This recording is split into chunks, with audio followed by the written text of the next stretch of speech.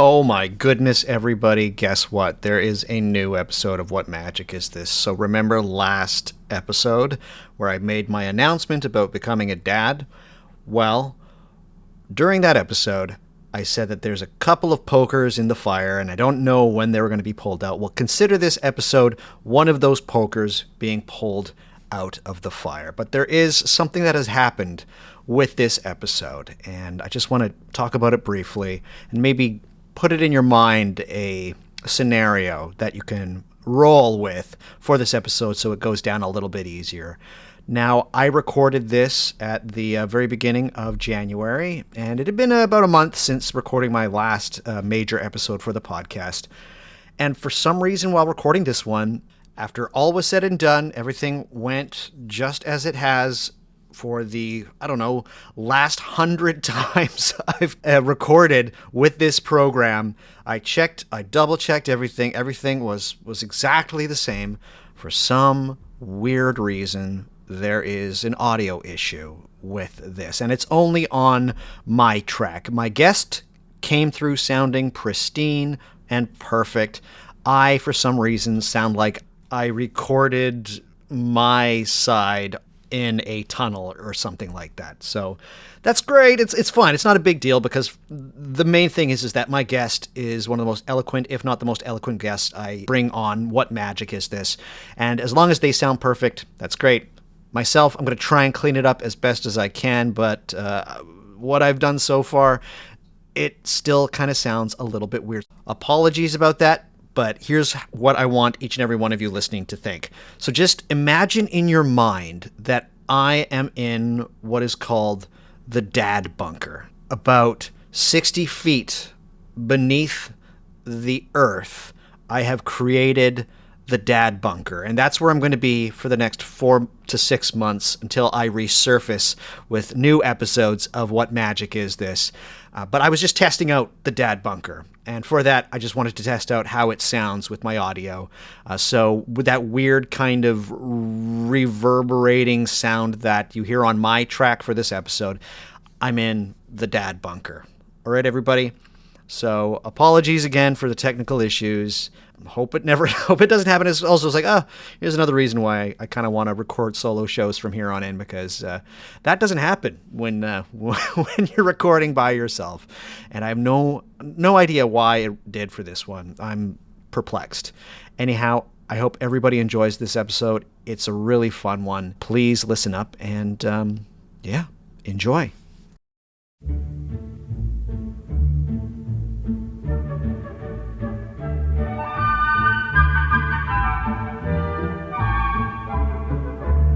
Hello, everyone. Welcome to What Magic Is This podcast? Psych! Just so you know, there is going to be another episode. It's not that everything I said last episode wasn't true. What happened is that towards the end of 2024, I was thinking about who I wanted to have as maybe one of, if not the last guest to come on What Magic Is This podcast. And there was really only one person that I thought should be on the show. And that is my guest today. And they're pretty much my favorite person to chat about magic with.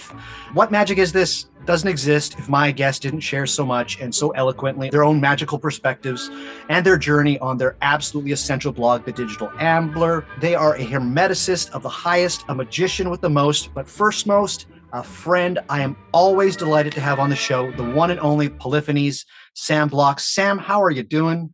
I am feeling extraordinarily humbled and flattered by your effusive praise.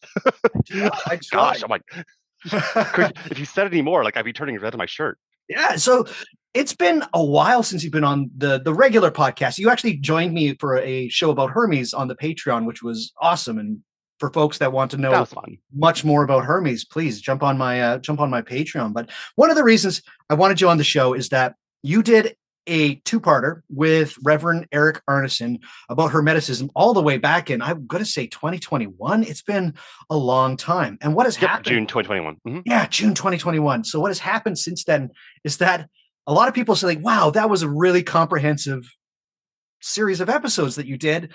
I still have no clue what Hermeticism is about. And this, I actually get emails about this. People are like, so people are asking, what does a Hermeticist do? Like, is it one of those things where, you just walk around like Bruce Lee and you're like, I am one with the Tao? It's like, no, I am one with the Hermes or with the Hermeticism.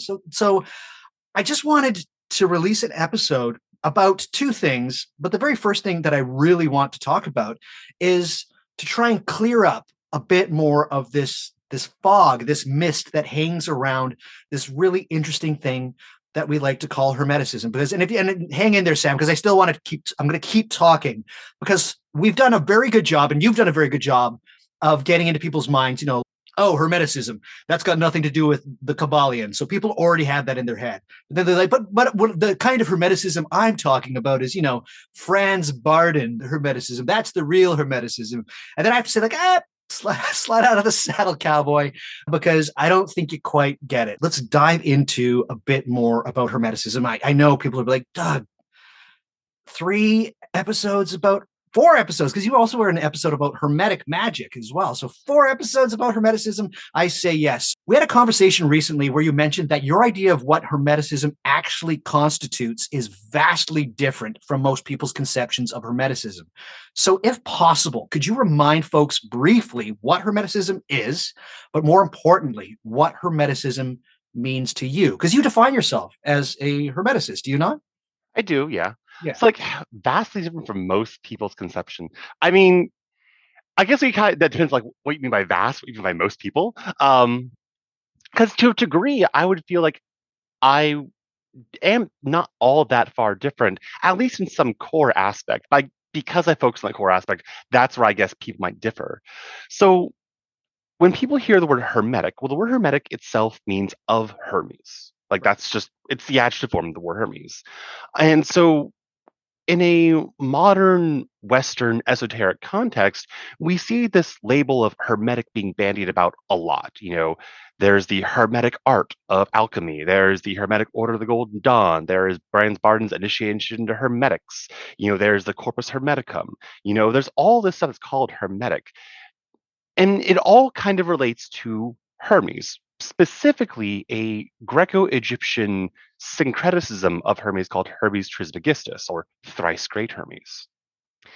And so anything Hermetic relates back to Hermes Trismegistus. Okay, that's fair. But when we talk about Hermeticism, the ism of what is Hermetic, that's where it kind of gets into a bit of a different ballpark. Because I was thinking about this question a couple days ago, and like I agree that there's a lot of stuff out there that could, in one sense, be called Hermetic, but I don't think would necessarily fit within the purview of Hermeticism, as Okay. it were. Okay. So, what would I define as Hermeticism? I would understand Hermeticism, the way of Hermes Trismegistus, to be a form of mysticism. It's a form of salvation. It's a form of the ascent and purification of the soul through theurgy, through purgation of our own vices, the development and cultivation of virtue, through ascending the spheres of the cosmos to the divine source of all things, to attain gnosis of truth, of God, of, all that exists and is real, to banish from ourselves ignorance. For me, that's Hermeticism. And my sense of Hermeticism comes from the Hermetic texts, the original Hermetic texts that were written in Hellenistic Egypt during the Roman imperial period, circa 100 to 300 CE. So when we talk about the Corpus Hermeticum, the Perfect Sermon, and a bunch of other texts that are preserved in fragments or in part or as part of other collections, those for me are the core Hermetic texts, this body of information from which everything else that we call Hermetic derives from. Other people would take a later understanding of what Hermetic means and focus on the historical development of this into alchemy or into, perhaps mislabeled understandings of Solomonic magic or grimoire magic or lodge-based, paramasonic organizations. And would I call those hermetic? I mean, depends maybe on how much, older stuff they involve or like what their focus is. It really kind of depends. But for me, I focus on the core part of Hermeticism being representative of Hermeticism. That's that's my long-winded answer. Would you say that as much as possible, your form of Hermeticism is mainly scriptural from these documents, the Corpus Hermeticum, from the Asclepius. Is that where the core, where everything comes from for the most part? When I say it's scriptural, it's an interesting question because, like, isn't all this stuff scriptural? Like, you, True. I mean, like, as opposed to what? As opposed to what? Well, I mean, just as opposed to the way that Franz Barden just name checks Hermeticism, just like Oh, this is Hermetic, and it's like, well, it's very definitely not. That's more of like Golden Dawn style magic. But even though he has written something that says initiation into Hermetics, that's got almost, it's got nothing. It's, you look at it, and I'm sorry if some people are being like, whoa, like pump the brakes, Doug. but you're right though. But it's got nothing. You go through initiation into Hermetics, and there's nothing, almost nothing in. There is one quote towards the introduction where he cites Hermes Trismegistus saying "as above, so below," and that's the only mention of Hermes Trismegistus. That's the only quote from any Hermetic text. Right. So, like, this is where we kind of get into the development of the term Hermetic. Yeah, this is where we had to have a history lesson. So, and forgive me for going on this tangent. Oh no, this it's okay. This is a whole conversation on its own. And I think, Eric and I probably covered this in the other chats we had. But, to recap, the history of the term Hermetic, in the Greco-Egyptian, Roman imperial period, that's where we had this. I don't want to say a movement, but it's more like a milieu of, these mystics that are doing this stuff in the name of Hermes Trismegistus. And that for me is what constitutes Hermeticism. That's the origin of all. That's the fount of it all. And then as time went on, well, you had the Roman Empire turning Christian. You had the official edicts, closing the temples of the empire. And it was about that time we actually start to see no further philosophical Hermetic texts being written. So nothing more in the line of the Corpus Hermeticum and the Asclepius. Instead, what you had was the technical Hermetica. So this is where we have stuff that goes back, again, in tandem with the philosophical stuff. We have texts on astrology, texts on metallurgy, texts on dye making, texts on working with spirits that are magical in nature, as opposed to the more mystical stuff of the philosophical texts. They both go hand in hand. I want to make that clear. They both go hand in hand. They've always gone hand in hand because the same people who were doing the philosophical stuff were also doing the technical stuff and vice versa. Got it. People who hear about the Greek magical papyri, the PGM, like, stuff I also talked about before, that comes from the same area as the Hermetic texts, Right. from the same time period, from the same contexts. So those always, went hand in hand.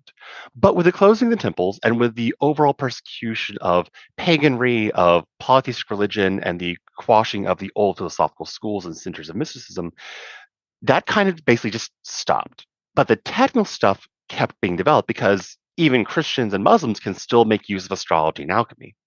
So starting around that time, that's where we start to see the term Hermetic kind of being refocused to refer to the magical stuff, the alchemical stuff, the astrological stuff.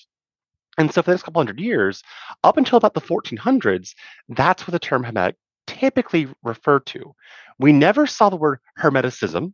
We never saw the word Hermeticist, as in someone who does Hermetic stuff, until Lodovico Lazzarelli in the 1400s. This is when we had the Corpus Hermeticum being recovered from Eastern Europe into Western Europe, when we had, Marsilio Ficino translating it into Latin for the first time and so forth.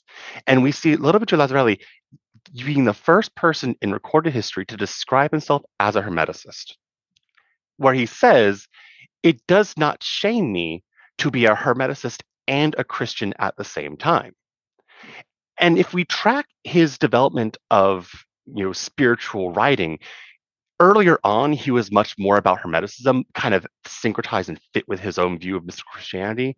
But as his life went on, he went more and more staunchly just Christian. So for him, Hermeticism was a vehicle to get more into Christianism. And I don't fault him for that. Like, that's a pretty cool thing to do. But would that make him a banner carrier of Hermeticism? That's a bit of a debate. Okay. So going back, anyway, that was a bit of a tangent. I love it. No, it's amazing. So around the 1400s, 1500s, when we have the philosophical Hermetica coming back to play in Western Europe. Up until this time, we only ever had the Asclepius, the perfect sermon. Yeah. But then we have, the Corpus Hermeticum, which had this whole body of mythos that kind of grew up around it because of Marsilio Ficino's, Prisca Theologia and so forth. And so that's where you have this revitalization of Hermeticism, of Hermetic philosophy and mysticism, building on top of, alchemy and astrology already kind of being there in Europe. And so we kind of had this split. It wasn't as cohesive as you might think. And it was only later on with groups like the Golden Dawn who would try to synthesize it all back together into one thing. But by that point, the term hermetic kind of became a byword for anything spooky, Right. anything esoteric, anything that was kind of not fully disallowed by the Christian church, but also kind of spooky. It's like witchcraft wouldn't be hermeticism. Right. But astrology could be hermetic. That was kind of okay enough. So that's why the word hermetic has, in our modern day, through a course of historical development over the course of centuries, come to kind of mean for a lot of people anything esoteric. And that's really a shame because it's such a nothing, empty, vague term at that point when we just say esoteric. Right. Or we could just be more specific, like, okay, when you say hermetic, do you mean hermetic like the Golden Dawn? Do you mean hermetic like the Keys of Solomon, which has nothing to do with Hermes or Hermeticism? Do you mean hermetic like Franz Barden, who again has nothing to do with Hermeticism? He used the term hermetic as to refer to esoteric stuff. Because when you look at his stuff, he talks about Kabbalah, he talks about Tantra, he talks about, alchemy. He doesn't talk about anything mystical in the view of the Hermetic texts. And for me, I have to have that connection there to the Hermetic text, to the goals and purposes that we have in those teachings, in those core texts, for it to be Hermetic. So, like, I recognize that a lot of people use the word Hermetic in a very broad, expansive way, and I disagree with that. Like, I think we can call history wrong at this point. Right. Like I think we can afford to like specify and be a little more strict about what Hermeticism is for our own benefit. Because like if we have a better term to describe what this is, I claim we can have a better way of understanding what other things are. It's like that one poem, good fences make good neighbors. Yeah. If I know what Hermeticism is, I know better what things are not Hermetic, and I can appreciate them more for what they are. Because if you call everything Hermetic, then you kind of lose a lot of descriptive power there. Yeah. without, and I'll actually just say it. It's without the intent to piss a lot of people off. Let's just go through, what you just said, but in bullet point form. Hermetic Order of the Golden Dawn. Hermetic. Hmm. So, my friend, Nicholas Chappell, who's the author of that famous article, The Kabbalions' New Clothes, Love it.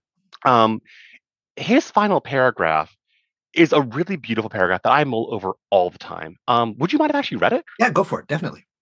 Okay, so from his article, The Kabbalions' New Clothes, an early 20th century text to be associated with Hermeticism, from the Journal of the Western Mystery Tradition from 2013, he says, and I quote, Hermeticism has long appropriated ideas and even entire systems which have not originated from within its own milieu. As a heavily syncretic movement both in ancient and modern times, it incorporates an eclectic mix of topics. To the original Greco-Egyptian pagan Gnosticism of the Corpus Hermeticum, Renaissance scholars added Jewish Kabbalism and angelic magic. John Dee contributed an entire scheme of Enochian thought and practice. In the 17th century, Rosicrucianism flourished under the banner of Hermes Trismegistus. The Golden Dawn contributed its paramasonic ritual influence and provided a coherent structure, the like of which hadn't been seen since Agrippa's De Culto Philosophia 4.5 centuries earlier. Even these, however, represent the logical evolution of the Greco-Egyptian magical literature of the so-called technical Hermetica, and evince a focus on the divine that is entirely lacking in the Kabbalion. Oh, yeah. Now, I didn't say this just to rip on the Kabbalion yet again, as is my general MO, but I do appreciate his thinking here that, things that are called Hermetic in this big tent, vague sense can be Hermeticist in the sense that it can fulfill the goals and aims of Hermeticism, the goals and aims of salvation and theurgy and ascent as outlined in the way it's outlined in the Corpus Hermeticum and other Hermetic texts. So I'm going to answer a question. Don't get me wrong. I want to take another aside here. Alchemy. is not originally Hermetic. No, no. I disagree with the idea of alchemy being, quote, the Hermetic art. Alchemy is Egyptian. Alchemy is old. Alchemy does have its origins in about the same time period as the Hermetic texts, a little bit later. It came about as a development of the spiritualization of Egyptian priestly practices of metallurgy, dye making, plant work, and medicine. And we see this in the works of people like Avzosos of Panopolis, where you see him kind of taking this priestly craft of making divine images of the gods and purification of metals and coloring metals as his own sort of means of purifying the soul. That's the origin of alchemy. And to fulfill that, he started referencing Hermetic ideas. So, do we see alchemy in the Hermetic texts? No, we don't. Can you use alchemy to fulfill what the Hermetic texts say about mysticism? Yes, you can. Right. Does that make alchemy Hermetic? Not in and of itself, but you can have, so like to that end, you can have Hermetic alchemy and non-Hermetic alchemy. To go back to the Golden Dawn, is the Golden Dawn Hermetic? By virtue of its name alone, no. It took the name Hermetic, as a sort of, reference to anything esoteric. When you look at what the Golden Dawn does, it's a paramasonic organization, so something like the Freemasons, that combined a lot of alchemical symbolism, which again was called Hermetic in that time period, with Solomonic magic techniques, with other Western esoteric stuff in a Christian mystic framework, Rosicrucianism, that also LARPed Egyptian polytheism, as was in vogue at the time. Right. So, can you do Golden Dawn stuff to fulfill Hermetic mysticism? That you can. Yes, you can. And so, if done for that purpose, I would say the Golden Dawn system is Hermetic. Right. If not, I would say it's not. Right. So there's a lot of nuance there. There's a lot of nuance there. Yeah. But at the end of the day, it's like again, you have to go back to the Hermetic text for me to really consider it Hermetic. Like if it fulfills what Hermes Trismegistus says in these texts, where we have the notion of Hermeticism to begin with. Yeah. If it fulfills what he says, then it's Hermetic. If not, it's esoteric, it's Solomonic, it could be Kabbalistic, it could be any number of other great, useful things, but not necessarily Hermetic, and that's okay. Yeah. Yeah. I'm going to start calling it the esoteric order of the Golden Dawn. Doesn't that sound, it actually doesn't come off the tongue quite as well, I have to say, just because I'm so familiar with it. But it's true. They just took the word, right? Which is like, but again, like everyone's done that. Now you do have this argument from a lot of people nowadays who oh, well, people were just coming up with stuff and then calling it Hermetic back then. There was no one named Hermeticism who was teaching these things, who was writing things. They were all just ascribing stuff back then. Well, yeah, that's true. But the context of them doing that was different than the context of doing that today. Yeah. These were priests of Hermes who were operating in a context where this was expected to fulfill their own milieu, where this was a thing that was actually done and understood what they were doing. Nowadays, if you just slap on Hermes Trismegistus as a spurious association, that's not the same thing. Right. That's a false equivalency. Yeah. So being as specific as possible, if Hermeticism had tenets, what would they be? And more specifically, Sam, because you consider yourself a Hermeticist, how do you observe them? If Hermeticism had tenets, oh, that's a good question. So I don't think of Hermeticism as rule-oriented as that generally. And my thinking that is that Hermeticism developed out of religion. It developed out of Greco-Egyptian spirituality that was kind of backed up and informed by Hellenistic philosophy, but it wasn't as liturgical. It wasn't as focused on doing things in a specific ritual format. Were there rituals? Yes. Do we know what they are? Not really. But, we have this idea that it's a form of mysticism that develops from religious and spiritual sensibilities. And to that end, we don't really see a fixed set of rules or commandments in the Hermetic texts.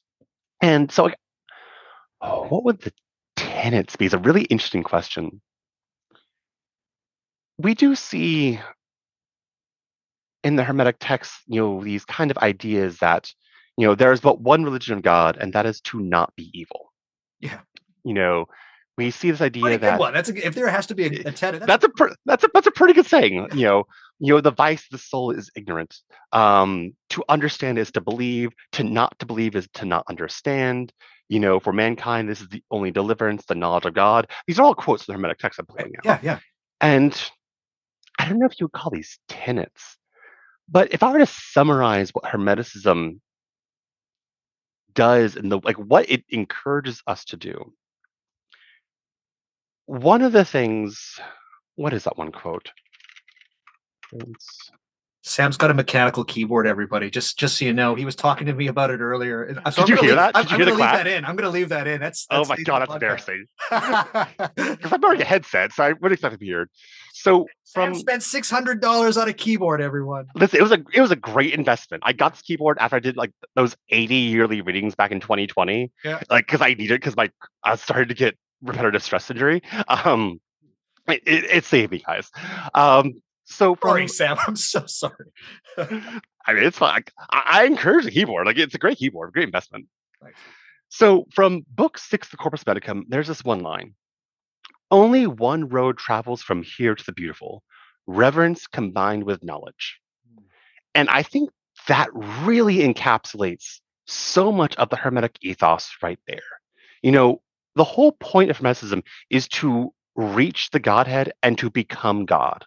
Not to become a God, and that could also happen, sure, but to attain divine union with the divine. That's the end goal of Hermeticism, to my mind. And how do we achieve that? Well, reverence plays its part. Being faithful, doing good, being blessed, doing works of blessing, sure. But Hermeticism is also a Gnostic spirituality.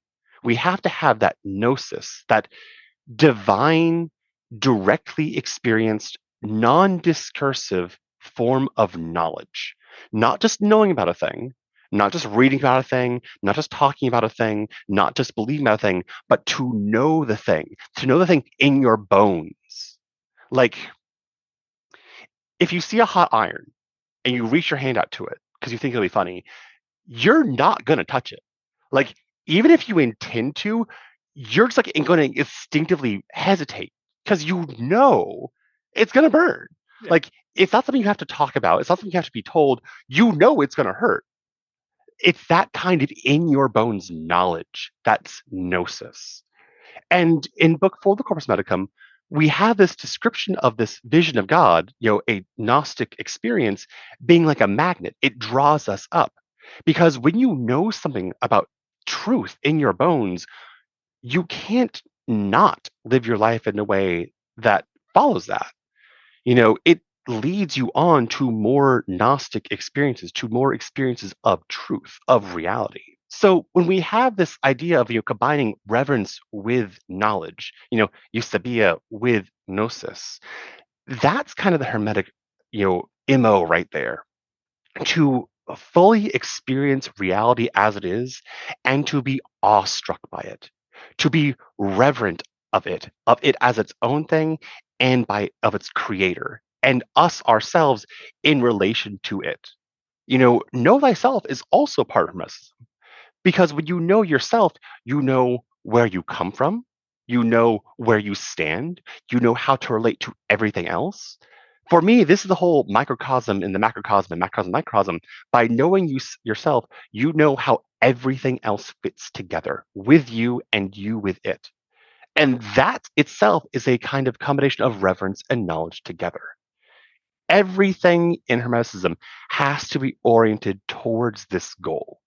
If you're just going to learn something for its own end, that is not Hermetic.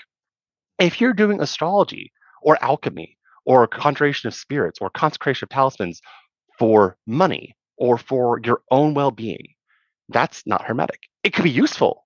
It could help ground you in other things, but it's not in itself Hermetic. It is Hermetic when it becomes astrology done to understand God, alchemy done to appreciate God, talisman consecration to gird and ground your life to achieve reverence and knowledge together. That orientation is what makes something Hermetic for me. It all has to be centered on God as an end in itself. Right. So for people, this is where I think a lot of folks have the disconnect. because immediately people would be like, well, what magic system gets me there? Like, show me the Hermetic magic system that gets me to the Hermeticism. It's like, you don't get it. Sam is also involved in leukemy. Are you not? I am. And would you say that leukemy in some way is also helps you in a way to this hermetic mysticism of which you talk? It's there as an element in what you do. Yes. So I want to be very careful how I answer this question. sure, sure. So I was just throwing out. I wasn't trying to put you on the spot, Sam, but because you of course, also of course do other rituals. I'm your podcast interviewee. I'm literally on the spot. You are. There's nobody else I'm talking to. It's just you. But So Lukumi, for those who don't know, is the in system way to refer to Santeria, the Afro-Cuban form of Orisha worship that came from West Africa with the slave trade. I am a priest of Lukumi. I have been consecrated to Ogun in 2016. Does this help me with Hermeticism? On its own, no. right. I do not mix Lukumi of things. It is a closed initiatic system. It is its own rule, its own set of protocols, its own set of functions. It is complete unto itself. So what I do with my Orisha shrines stays at my Orisha shrines. I don't do Hermetic stuff with them. I don't do planetary stuff with them. What I do with my Orisha shrines stays Orisha shrines. What I do with my Hermetic stuff, I do in my Hermetic shrine. So does this help me as a whole person? Yes. Hermeticism, as I mentioned before, came about from religion. It came out from Greco-Egyptian religion. So as a form of mysticism, you can think of it like an extracurricular activity. You go to the temple, you do your worship of the gods, and then you stick around with the cool priest who did some neat stuff afterwards that built on what you did. For me, my quote, temple religion is Orisha. So I worship them, I praise them, I go to them to deal with the world in which I live. They allow me to build myself up in a way that I can reach further. I could do mysticism with Orisha, and I do to a degree. I do have a very deep, intense devotional relationship with them, especially my own crown, Ogun. But Hermetic mysticism builds off of that in a different direction for me internally. Not that I call upon Orisha or I'm climbing the spheres or anything. I don't do that. And I'll be clear, that's not something to be done. no, okay. Just because, again, this is a whole debate, about people mixing stuff or coming up with nonsense to religion. But for me as a person, it does ground me and help me fulfill my own stuff in indirect ways. So does it help me with Hermetic stuff? Indirectly, yes. Directly, no. Okay. That's good to know. But would you agree with what I'm saying is that there is no one way of doing this mysticism. There's like a magical route to do this mysticism. It's something that it comes along for the ride. It's okay. I see what you're saying. Okay. So one of my friends, another mod on the Discord server admin, Snow, they have written this whole blog post series on Hermetic heathenry, okay. where they've gone through their own heathen polytheism and incorporated Hermeticism as a form of mysticism within that context. And that I think is a really useful, really neat thing to do, because Hermeticism is a form of polytheistic but monist mysticism that, even though it started off in a Greco-Egyptian context and is ultimately Egyptian, can easily be ported over to any kind, mostly any kind, of polytheistic religions in general. So in the same way, how does one do Hermeticism? There is a historically, contextually appropriate way of thinking about that.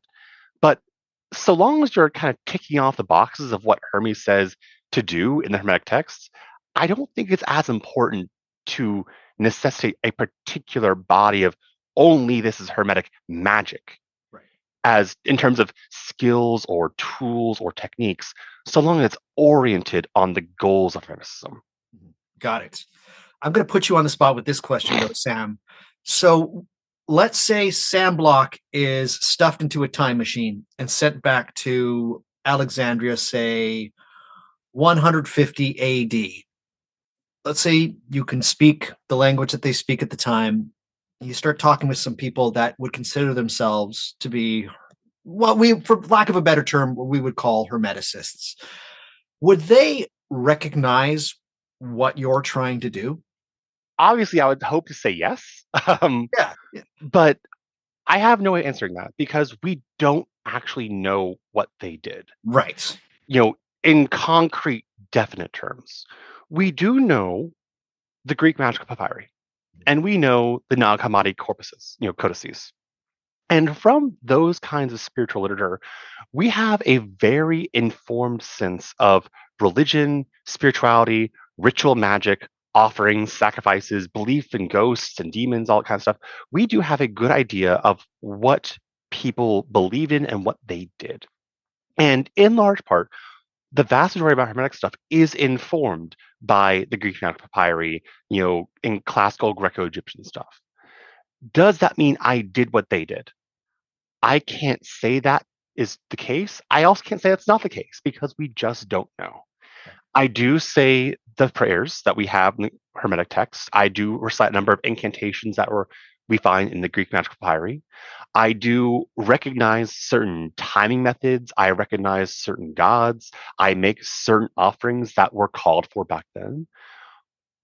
The specific gestures, like the prostrations I make, the intonations I make, the way I sing certain things, my accent, they may or may not recognize that. But would I say that I aim for historical accuracy? No, because we don't know what would be accurate to begin with. Right. But I do take what is available and I make the most use of it as I can. I will say that. Do you think they'd appreciate it to be like, okay, like, and that's such a tough question again because we just don't know. But do you think they'd be like, Oh, neat. would they say, oh, neat? Would they give the thumbs up, or would they hit the button and you'd fall through the trap door, like into the piranha pool? Sorry to throw weird slapstick scenarios at you, but do you think that they'd be able to somehow say like recognizes like? I would think so. I mean, again, as you mentioned earlier, do I take a scriptural approach Right. to Hermeticism? And yes, I do use Hermetic texts as far as possible. And it doesn't just stop at Hermetic texts. I do also try to look at other things that are contextually related to it. The Greek National Papyri, Platonism, Middle Platonism specifically, Stoicism, local syncretic Greco-Egyptian beliefs, Roman religion, and political references we find in the text. It helps to be informed from a historical standpoint about how these Hermetic texts came about, so we know not just what they say, but why they say it, and in response to what was going on out there.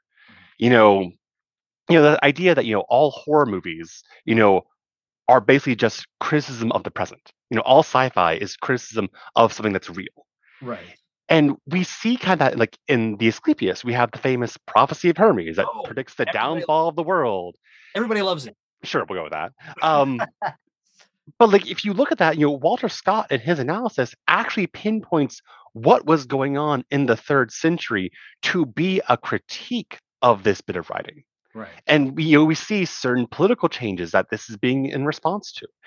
We see this happen in all sorts of religious traditions. The prophets and judges that we see written down in the Old Testament. That's in response to stuff that was going on then and there. The book of Revelation in the New Testament. That's essentially a political commentary of what was going on with someone's psychohallucinogenic-esque, vision of what they hope to happen. Yeah. So I say this, just kind of get back to the point, would they resonate with what I was doing?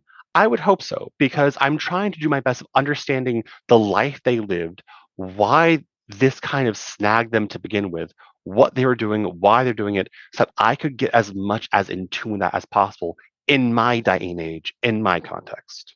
So to speak of that snag that you just mentioned, I'm going to ask a personal question, Sam. Why Hermeticism? You write your blog, and this is not a criticism. I don't think anybody else puts in the work to go through these things on this planet than you. Honograph, maybe, but I don't think anybody goes through these things as specifically and as detailed on this planet than you do. I'm an amateur, let's be honest.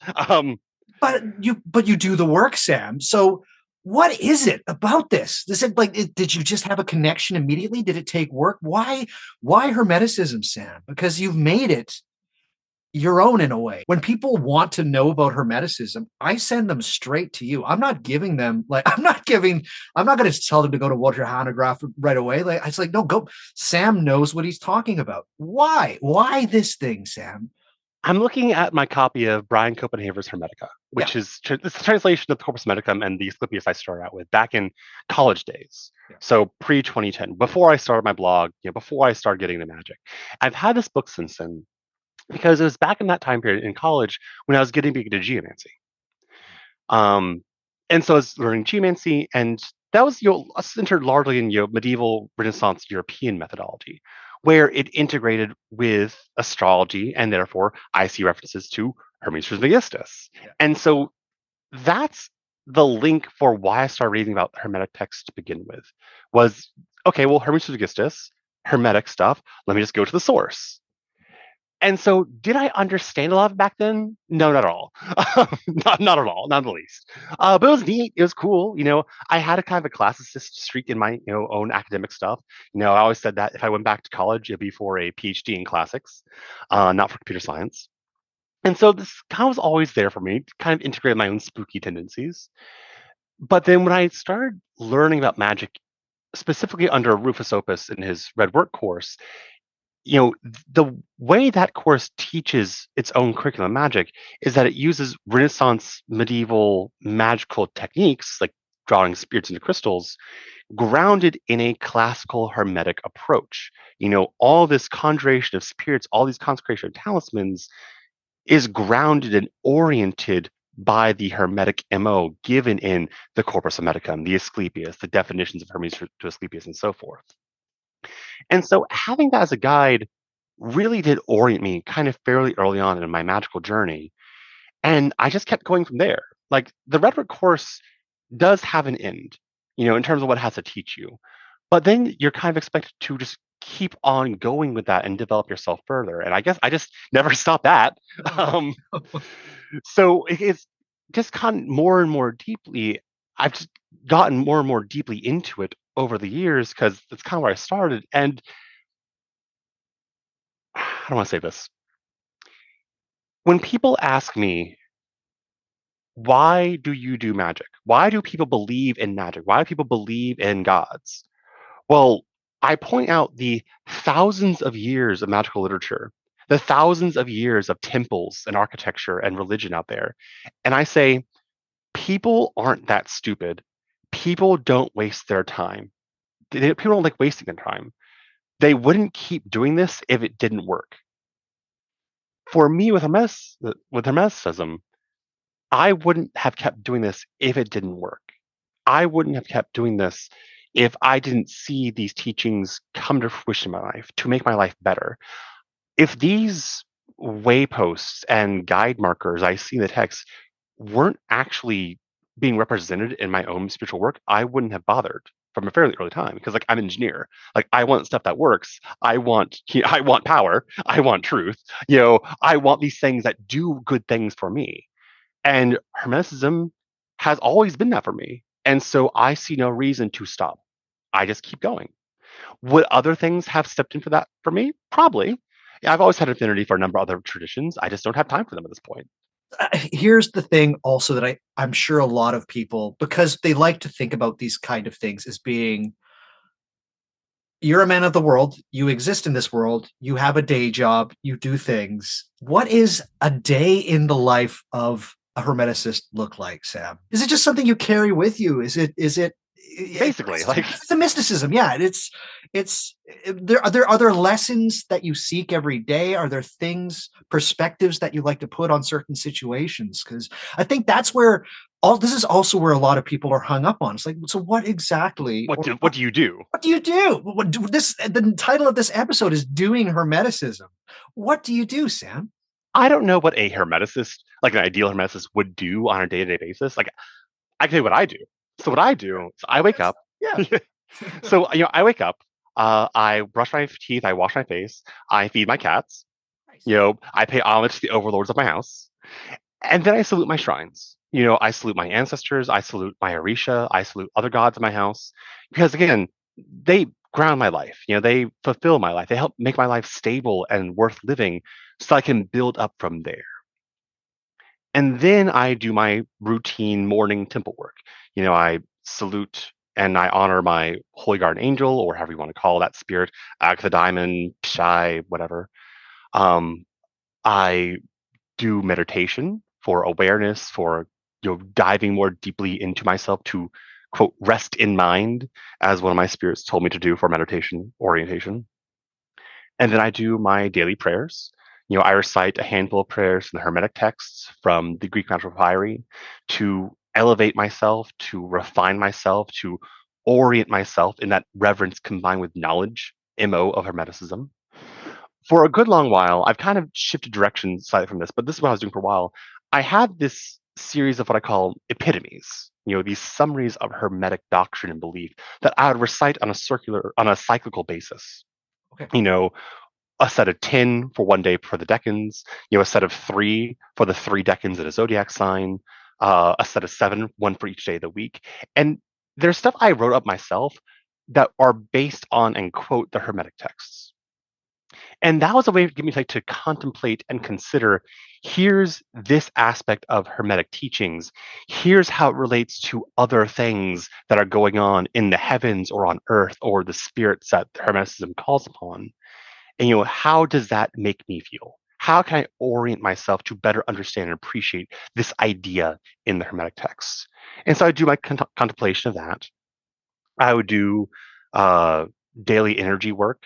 So, kind of aligning myself and attuning myself with light and life and the 7 planets and the various elements and the sun and the moon and all that kind of thing, all that stuff. And that's why I do like my morning routine. And then I would play Final Fantasy 14. I would do my job. I'd do my software engineering. I would do some housework, you know, and then I'd go to bed at night. It maybe I have some other ritual to do. If I have like some communion with a planet, like in a day and hour of Mercury, I would do a conjuration or communion with the planet Mercury. If it's, the moon conjunct, my Saturn degree, I would do a specific offering I have with the planet Saturn. It's the moon conjunct some fixed star. I might honor that particular fixed star, to honor that star, what that star does, and to ask for the blessing of that star to open up that heaven to me, as it were, so I can continue my own, gradual progression of ascent through the heavens. There's all sorts of astrological stuff and magical stuff that I do in my own daily or monthly or seasonal work that implements these hermetic teachings, that implements these lessons of what does it mean to not be evil. It's a very nice pithy statement to think, the one religion of God is to not be evil. Okay, well, what is evil? And then how do we get incited to do evil? How do we change ourselves to release those inclinations to do evil? How can we be better aware of what evil is? And that requires us knowing, again, know yourself. Where do these inclinations arise from? What is my own conditioning from my family, from my ancestry, from the spirits around me, from astrological influences, from the transits that are currently on in my life? How can I recognize what these influences are that lead me to act in this way or think that way? How can I tweak that so that it doesn't manifest for my own downfall? How can I ride the wave instead of getting caught in the draft, as it were? So let's say somebody just heard that and they were only familiar with, let's say, the Golden Dawn version of Hermeticism. And they say, that sounds nice. That sounds like something what Sam just described, those morning rituals, the way that one wants to achieve this. That sounds nice. I want some of that in my life. What would you recommend for people that want to take part in this kind of Hermeticism, to involve it to be a major aspect of their life? Like, it's I'm not asking for a step-by-step prescription, but what would you say would be the best way of starting as one means to go? I mean, for me, like so much of my practice has been like I've developed it. Like it's comes about as part of my own experimentation. It comes about as part of my own research and studies that works for me. And like I could point to my own ebooks, my own prayer books and stuff. Like that's kind of gauche. I don't want to do that right now. But, like They're really good, though. I want everybody to know Sam's books are. that wasn't like an attempt to do that, though. I swear. Buy Um, Sam's books, everybody. my God. Do it. So like, could I point to someone to a resource and say, "Here's what I do. You can learn from this." No, I can't. No. But I could point like start with reading the Hermetic texts. Again, Right. there's a lot out there that calls itself Hermetic, whether rightly or wrongly. Even knowingly, rightly or wrongly. Like the Kabbalion knows it's lying. The Kabbalion is a trash text. It knows it's lying. It knows what it was doing for the sake of marketing. But like other people like may not be aware that what they're doing may not have a relationship with the Hermetic teachings per se. So to start with, go to the Hermetic texts and read about the teachings that are we have from the classical period. That's where it all starts with. That's the beating heart. That's where all the blood comes from, and that's where all the blood goes to. Can I quickly jump in, Sam? Do you think it's important for people to understand the history of that time period? It's such a fascinating era. Yes. And this is just me, and I don't want to jump on your line of thought, but I think an understanding of what was happening in Hellenistic and Ptolemaic Egypt is very important. Everybody start with Alexander the Great. Start with Alexander the Great, maybe even before that, but just see what was going on there. Because it's not only is it fascinating, it's insane. It's so cool. But so that's just maybe my little thing, like because I love history. People can't see this. Half of the books on my bookshelf are history books. Like this, I think it's very important because you can read those texts in isolation and maybe be able to glean some from it. But Sam, you know what happened back then. You have the history. Yeah. I mean, like, I always like saying nowadays, there is no text without context. Right. Like if you only have a text, then you're missing at least half the story. Yeah. Like context is the additional information that makes the text itself make sense. So like flatly, yes. Like everyone should know at least some part of the historical context, the political context, the societal and cultural context which these texts arose, because that's how you make sense of them. That's how you avoid taking them out of context. Right. Like if you have just a prayer decontextualized, you end up in problems. Like I remember this one person from the old Hermetic Agora server fairly early on, and my Discord days of Hermeticism stuff, where this dude came in and said, "Oh, well, I have this interpretation of the Hermetic text. I'd like to be debated about it in an alchemical manner." Okay. And like he read the notion of the seven governors of fate from Book One, the Corpus Hermeticum, to refer to his own really idiosyncratic approach to like quasi Hellenistic, his own understanding of Greek religion, which of course it wasn't that. Like when you read Book One, the Corpus Hermeticum, the seven governors of fate are the seven traditional planets. Right. That's all they are. That's all they ever were. But because the text didn't say the word planet explicitly, he went off on his own tangent, like, well, it could be this. Like, no, it couldn't, because the context of what this text is saying literally dictates something else entirely, backed up by the other Hermetic texts. Right. Like there is no Uranus in this context, including all, the anus puns that the dude was making on top of that. It was the whole thing. It was the whole thing. Again, context is what makes the text make sense. If you don't have the context, you don't have the text. You might have something to work with, but you don't have an orientation of it. Yeah. So, like, yes, I would absolutely agree that you need the history, at least to some degree. You don't need to be an expert. You don't need a PhD, but you have to have some sort of awareness about where these texts came from to actually appreciate what they do. Is there a good book like Garth Fowden? Is it Garth Fowden's? Garth Fowden is a great place to Yeah, start. Garth Fowden's Egyptian Hermes. Christian Bull's The Tradition Hermes Trismegistus. Yeah. Again, Wouter Hanegraaff's Hermetic Spirituality and the Historical Imagination. I think it's Maria Escalana Povera's book on the the Egyptian priests of the Greco-Roman period. Okay. Something along those lines.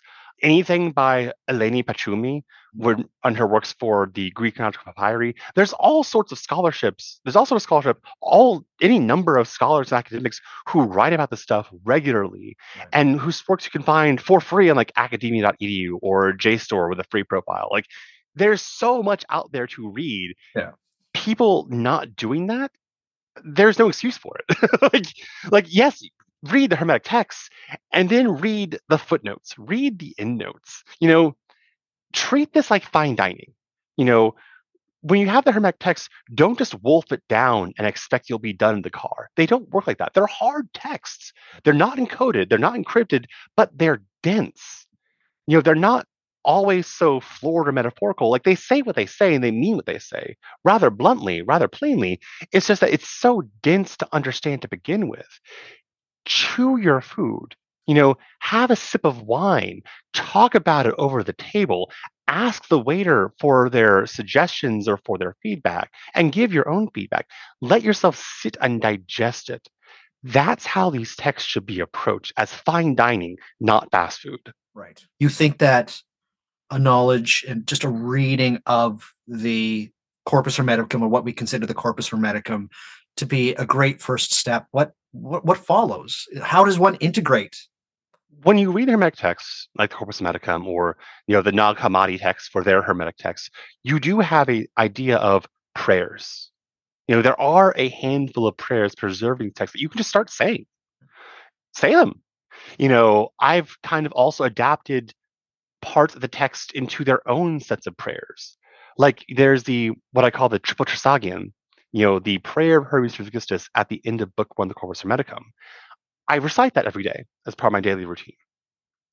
But there's also a part before that where he describes his first street preaching, where he gets his first set of followers by telling them about truth, about how to be saved and in what manner, and then commands them to give thanks and to go to their own bed.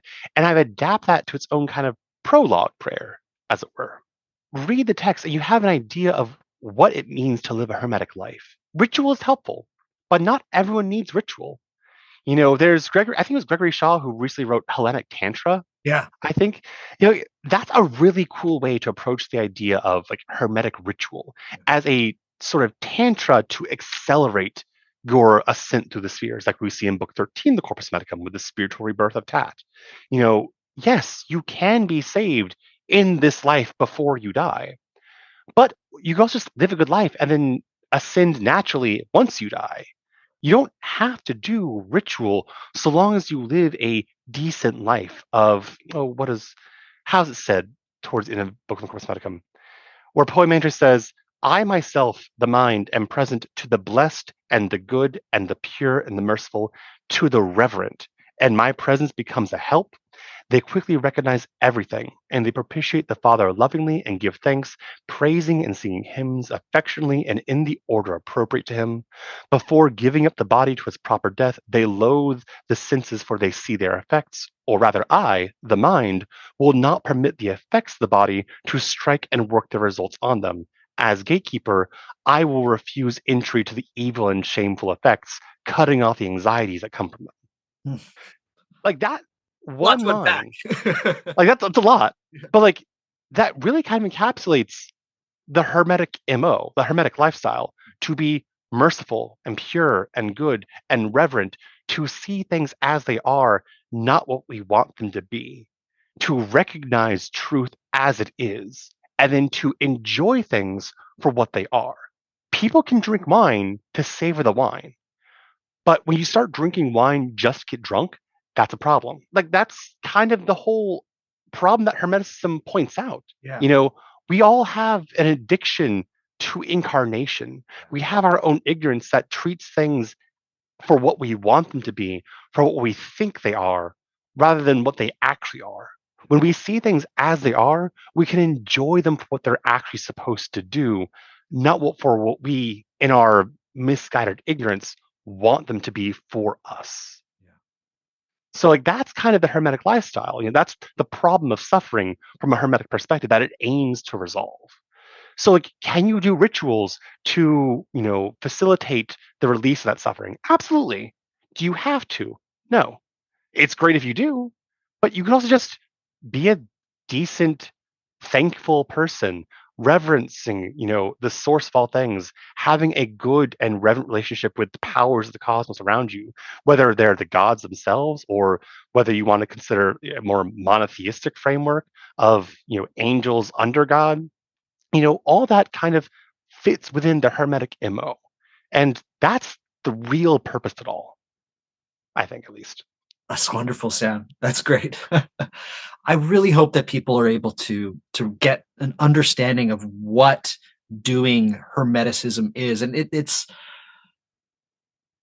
I love the title of the book, of the translation that Clement Solomon did, which is The Way of Hermes. I just think that to me is just like it, and I believe you and Eric Arneson said this, is that it is a way. It's not the thing. It is a way, right? And I think that's where a lot of people get hung up, because the term Hermeticism got slapped on everything, and it's still being slapped on everything. It's time to take a little step back, everybody, and just be like, okay, first of all, to assess what Sam is saying here, and then to make it okay for myself to be able to say, like, okay, so the Hermeticism is an actual discernible way, an actual process. But what I think is also, it needs to be said, and why it's like magic, Sam, and forgive this little bit of a rant that I've gone on, is that people need to understand there's no checklist. There's no way of going through this. This is your own path. This is your own. That way is yours, listener. If this is a call you want to go on, Sam can show you some stuff through his blog. You can read it. There's things to onboard, but the way that you arrive, that's yours. And to kind of bounce off that, this kind of goes back to the question we had about, what tenets are there for Hermeticism, Right. and how I struggle with that. One reason why I don't think there can be, Right. at least like in like a catechism, as it were, Right. is because Hermeticism also deals with the problem of fate. Right. We're all here for a purpose. We can all fit that purpose in a reverential Gnostic approach that fulfills the way of Hermes. But what we do specifically honestly depends on what we're down here to do. Because we're all like actors on a play. When we come on stage, we have a script. And it's our responsibility as actors to do the script to the best performance we can.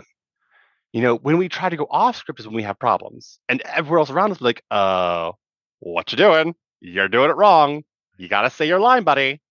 We all have to do our part in the cosmos. And that could mean that two people's individual ways of life could be radically different. It might well be one person's fate to do violent things, but not necessarily harmful things. As a priest of Ogun, the blacksmith warrior who puts on a shirt of blood, like I have very nuanced notions of violence here. Right. I use as an example, like surgery is violent. You're cutting open and rending flesh. It hurts. That's why you put people under anesthesia. And sometimes we don't have the benefit of, doing stuff in an operating room. Sometimes you gotta do battlefield surgery. Sometimes you have to excise a tumor because it could be malignant. And that's not just for the body, that could also be for society. That could be one person's way of life, what they're supposed to do. Could they do so in a vicious way, a vice-filled way? Absolutely. And it's their duty, from the Hermetic point of view, to do things in a virtuous way instead. But if someone whose role isn't to be violent, to do works of peace and healing without violence, they shouldn't be violent. Any kind of violence for them would be vicious, would be a vice-filled activity. But could they do things for peace also in a vice-filled way? Absolutely. They could be misguided about what they do. So with the Hermetic text, with the Hermetic teachings, we have an idea of, high level what to do, but not low level how to do things on a day-to-day basis for implementation. How you implement stuff in your own life really depends on the kind of life you lead and that you're supposed to lead. The Hermetic texts help you live your life, whatever it may be, for a good and virtuous purpose. Or you could just do what Franz Barden says, and just which he says and he's never actually done. But shots fired. I went there. I don't want to make light of what Sam just said there. It's very. It's a good point, though. It's very important too. I think a lot of people also get hung up, though, Sam, on this idea of fate. A lot of people have a hard time with this idea of fate, and fate is intrinsically tied to Hermeticism, is it not? Oh, yeah, absolutely. Yeah. 100%. The Hermetics are very strongly deterministic. Yeah. That's kind of astrology. You can't separate the two, really.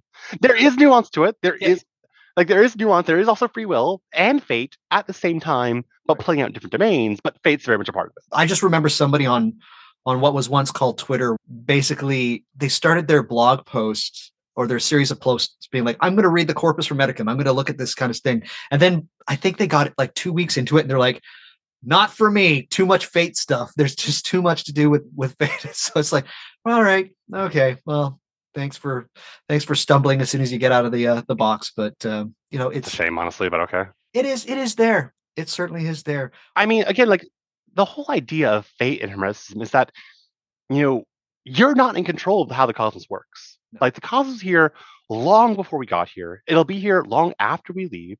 It's already doing its thing. You know, it's our job to figure out how we fit into that and to do our job best we can. Like the planets are going to do what the planets do. The planets are going to constantly provide their influences and therefore instructions on the world from which we are born. Our bodies are a production of the cosmos.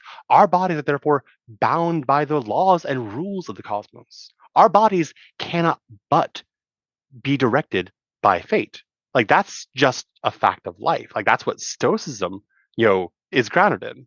That's the whole idea of Stoicism. It's not just to rub some dirt in and walk it off, come what may. It's to recognize that there is nature already, that it's our job to live harmonious with it, not to make its peace with us. That's not our job. That's not its job. And Hermeticism really does jive with that. However, and this is the big thing that also talks about suffering in general, we are not our bodies in Hermeticism. Our bodies are just clothes we wear. Like, if you spill some coffee on your shirt, do you consider it a personal injury? No. You just swap out your shirt because it doesn't hurt you as a person. In the same way, our bodies are not what we really are. Our bodies are these vehicles that are souls, which is what we really are, used to ride around and interact with the world. Our souls, what we really are, do not come from the cosmos. They come from beyond the cosmos. They come from God directly. We are essentially aliens in the cosmos that are enjoying it, that are here to fulfill useful works that only we can do. But when we lose sight of that and forget that we are souls in bodies and instead think that we are only bodies, well, then that changes everything for us. If we think of ourselves only as bodies, then we think of death as being the end for us. We shrink back from what we have to do because it could hurt us. We mistake what passion is, we mistake what love is, we mistake what pleasure is, and we think it's a good thing in and of itself because of its effects on the body rather than its effects on what we really are. When we remember that we are souls in bodies, that's when we can start being released from suffering. And our souls are not bound by fate. Our souls are not compelled by fate in the way our bodies are. But because our souls ride around the bodies, our souls can be impelled, suggested to behave a certain way by fate. But we have the power to choose. We just don't necessarily get to choose the cards we're dealt with. We get to choose how to play them.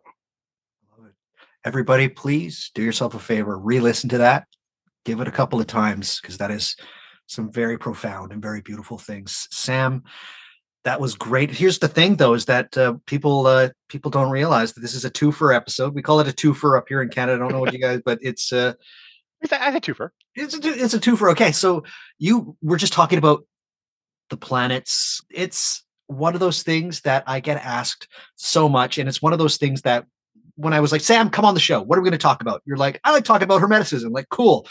But there's this other thing. And it's something that I get asked about a ton.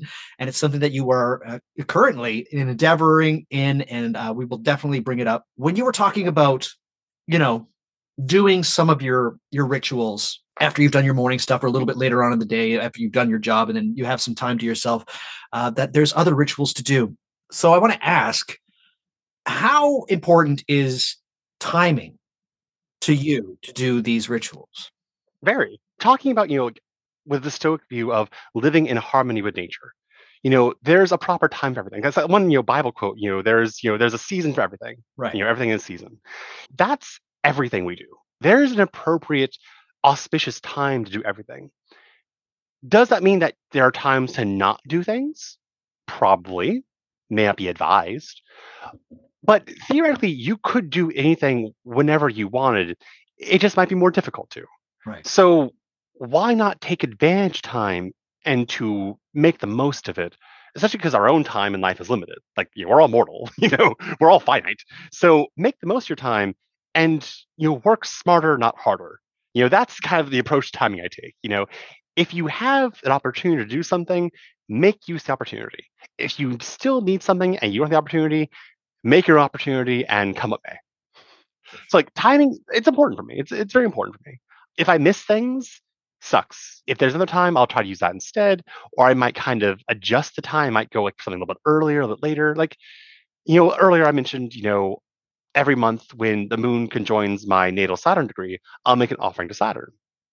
That's because like that's a time when like my own personal Saturn energies are activated as we're on a monthly basis. And so if it occurs, in the early evening, no problem. If it occurs during an hour Saturn or on a Saturday, even better, very appropriate. But if it occurs at like 4 a.m. on a Tuesday, like absolutely not. Like Yeah. I'm sleeping, like I have work in the morning, like I had work last night. Like no, I'm not doing that. No. So I might go like the hour Saturn before that, or I might do it early the day after that. I'll kind of finagle the time. It's not as ideal, but I'm already doing it on a monthly basis anyway, so whatever. But if there's like a once in a 20-year event, like a grand conjunction of Jupiter and Saturn, and I really want to hit that for like a really important thing, like yeah, I'll stay up late for that. Like that makes sense because that doesn't happen every day. So And let's see if we can put on our historian caps here, Sam. What evidence and sources do we have for how back in time have people been using magical timing? Do we see it in things like the Greek magical papyri? oh, absolutely, and well before. Like I mean, I won't just say magic timing here. I'll say spiritual timing because we see, you know, monthly religious calendars going back to the beginning of writing itself. Yeah. Like Sumerian times, we'll see like monthly calendars say on this day do this ritual, or to the foundations of astrology itself. When the sun is in this configuration, do this coronation ceremony. We this goes back to the foundations of writing. Like this has always been a thing. Yeah. Like just because the specifics of timing can be vague. Oftentimes, even the Greek Magic Papyri, even for a lot of people today, if you look at like the old Farmer's Almanac, it's based on like a lunar calendar. Do this when the moon is full. Do this when the moon is new. Easy enough. Right. Or do this when you can't see the moon. Or do this when you have, the heliacal rising of Sirius. The first morning you can see it in the sky. That goes back to the foundations of writing itself. To what purposes really depends on the context, to the people, to the thing being looked at. But people have been timing stuff since people were doing stuff. So Yeah. What's interesting about Mesopotamia, it's an area that I absolutely love, is that they were really good at keeping records, and it's true. You see so much as they wouldn't do a lot of stuff unless the timing was correct, and not just in a spiritual sense. It's just it ruled everything, and that goes from Akkadian, Sumerian, Akkadian, Babylonian, Persian, even a little bit later. It's incredible. Yeah. because like when you think about the traditional view of all these things, like the planets are gods, the stars are gods, they're the bodies of the gods, but they're still gods. Right. And we think of the word aspect, trine or square. The word aspect literally means looking at them. Right. It's like, like right now, you and I are an aspect because I'm looking at you. That's I'm looking at my camera and seeing you on my screen. Like we're an aspect. Right. So like if I'm looking at you with a friendly face, that indicates one kind of relationship. But if I'm glaring at you and I'm scowling at you, like it's a totally different vibe. Right. So timing to the stars and planets, if you're trying to do something, you want the gods to be friendly. Like you want the gods to be in good aspect, in good demeanor, in good condition. That's why like you want a beneficial aspect to a beneficial planet for a lot of things, as opposed to a malefic aspect to a malefic thing. Right. Like you want Venus smiling on you, you don't want Saturn glaring at you. Right. Like that, that's a pretty common timing rule for a lot of astrological magic, and it makes sense.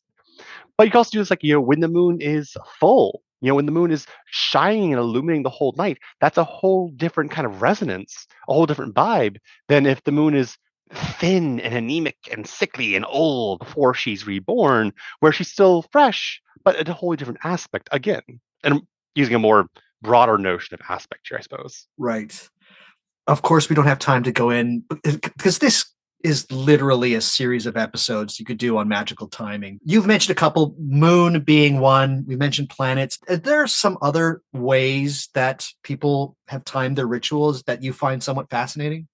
Oh yeah, I mean, there's like, for instance, days of the week. Yeah. Like there is no astrological basis for days of the week.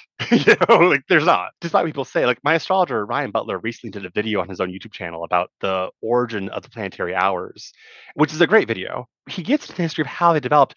There is no astrological origin for planetary hours and planetary weekdays.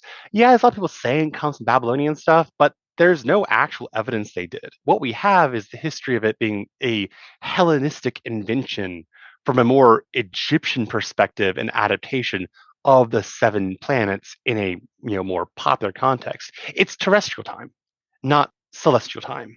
But you could use that in tandem with celestial time to get the two to link up when like you have a very perfect alignment of the heavens with the earth. So like that's one way of doing timing. You have the Chinese method of the various years in their sexagenary cycle. You have I think it's the 12 animals and the 10 stems, I think. Yeah, 12 branches and 10 stems. Instance, yeah. Where it goes on a 60-year cycle, where each year in that 60-year cycle is good for doing different things. And then if you use various kinds of Chinese astrology, including like that 4 pillars, something along those lines, like based on your day of birth in the Chinese calendar, you have certain effects going on you that you could align for. Again, it has nothing to do with planets necessarily, but on cycles. All sorts of kind of timing ideas about that. How old you are yourself, which could be a derivation of solar calendars or lunar calendars. The position of the sun against the background stars, that's a solar calendar. The seasonal calendar we have, which isn't always tied to lunar or solar stuff. Um, there's all kinds of time methods you could use, but there are some that are more popular than others, to be sure. Yeah. How do you personally conceptualize how magical timing, air quotes here for everybody, works? I try to get away from, because we have such a mechanistic way of viewing everything that it's got to be like A plus B equals this always, all the time. But how do you, when you look at magical timing and you were trying to convince somebody who doesn't time their rituals, but they do magic, you just want to be like, hey, let me tell you why perhaps magical timing might be effective. This is what Sam Block, have found. In modern physics, time and space are one thing. Right. So it can help to take a space-based metaphor, talk about time. If you're a singer, there are places you'll have a better voice in than others. If you're an opera singer, you want to sing in an opera house, a place that's been acoustically designed to get the most bang for your buck when it comes to your voice, as opposed to singing in a forest or by a waterfall or on a busy street intersection. You could still sing, but where you sing will affect how people hear your voice. That you can think of as being a metaphor for time. The time you could do the same thing anytime you want, but the time at which you do it could be more or less beneficial for it being received than others. Right. So like if I'm doing a Venus-based ritual, if Venus is in Pisces, or if Venus is in Libra, great, awesome. But if Venus is in Aries, well, that's awesome, because Venus doesn't like being in Aries. So it really kind of depends on what's going on. But let's say you have Venus in Virgo. When I was born, I have Venus in Virgo. Venus does not like being in Virgo at all. Like she hates it. But I've learned to make the most of it. It's still not, say, a great thing to have, but if you know how to make the most of it, then you can turn a bad time useful for you. Maybe not necessarily good, but you can at least make good use of it. Perhaps as good as or better than other times when she's just naturally good, because you know how to work the audience, you know how to work the context. Opera singer would like to sing in an opera house, but if she knows how to modulate her voice, if she knows how to project her voice, she could get a great crowd on a street corner for, say, a protest or for getting attention if she also wants to be a street preacher. She could use those same skills, just not necessarily for how she originally intended. So if you know the context in which you're working, you could make more out of it than just trying to straightforwardly do the same thing. So that's one way to think about timing, like a place. But another way I think about it is a resource. Timing can be thought of as a resource, not just in the sense of how much time you have to do a thing, but the quality of time you have. You know, think of incense. We all like incense. We all like burning incense. Perhaps someone's a bit too much. Um, and I'm sure many of us have like a particular instance we have as our go-to, our handy instance that applies to all rituals. I have a couple of those in my temple room. I have like this giant box, like frankincense myrrh blend. Mm. Cheap box I got off Amazon, but it's like 1,000 sticks for like $10. It was a great deal. And like that's what I burn on like a fairly regular basis for like general stuff. It works. It's not rejected, but it's not a great incense. It's not a particularly specific incense. If I'm doing something special, I want to use a better incense. I want to use a fancier incense that has a stronger smell, a more appropriate smell. Frankincense and myrrh might work for things in general, but maybe the spirit I want to work with doesn't like either of those things, but likes, roses and sandalwood instead. So I might use that incense. I want to use like a good high quality incense. I may not want to use a stick of incense that has a bamboo core, maybe some binder or filler, but maybe I want to get like actual fragrant rose petals and an actual nugget of sandalwood itself and burn that on a high quality odorless piece of charcoal on like a nice, copper pan as opposed to like some cheap, you know, dinky $5 boat from the New Age store. Right, right. If you want to do something special, you go for the special stuff. Timing can be special. It's not say a good time or a bad time to do something, but it can be a special time to reserve for a special thing. And if you don't have access to that time, you may do some other thing else. If I don't have good high quality rose and sandalwood, I'll use him. Like the cheap him brand of stuff, which works. It's not great, but it works. The smell's there. So that's like using a good time to do something versus a decent time to do something. Time can be thought of as a resource. The quality of time matters, not just the length of it. Got it. And if you like, and again, if you lack a good time, you might want to make up for it. Like if I don't have a good incense, I'll use decent incense, but I might make up for it by adding in more candles or adding in prettier decorations or adding in extra prayers or yelling more things at candles. I'll make up for it. If I have a deficit in one part of the ritual setup, I'll add in other stuff to build up the overall effect as good as if I had the good quality stuff to begin with. Timing, likewise, I could use a perfect time to do something simple, in which case there's a lot of power built up already there by nature of the quality of the time. Or I could use a decent time and do more things to build up the same amount of power. Right. So that kind of idea of resource allotment and allocation plays out in the context of everything else I'm doing. If I have a perfect election for something, and all I need to do is light a candle and stick incense and like say 3 words of prayer and be done, awesome.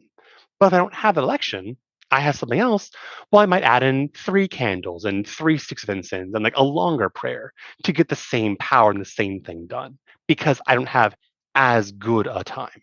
It's a resource with quality. Got it. That answers literally 2 more of the questions I was going to ask. Oh, good.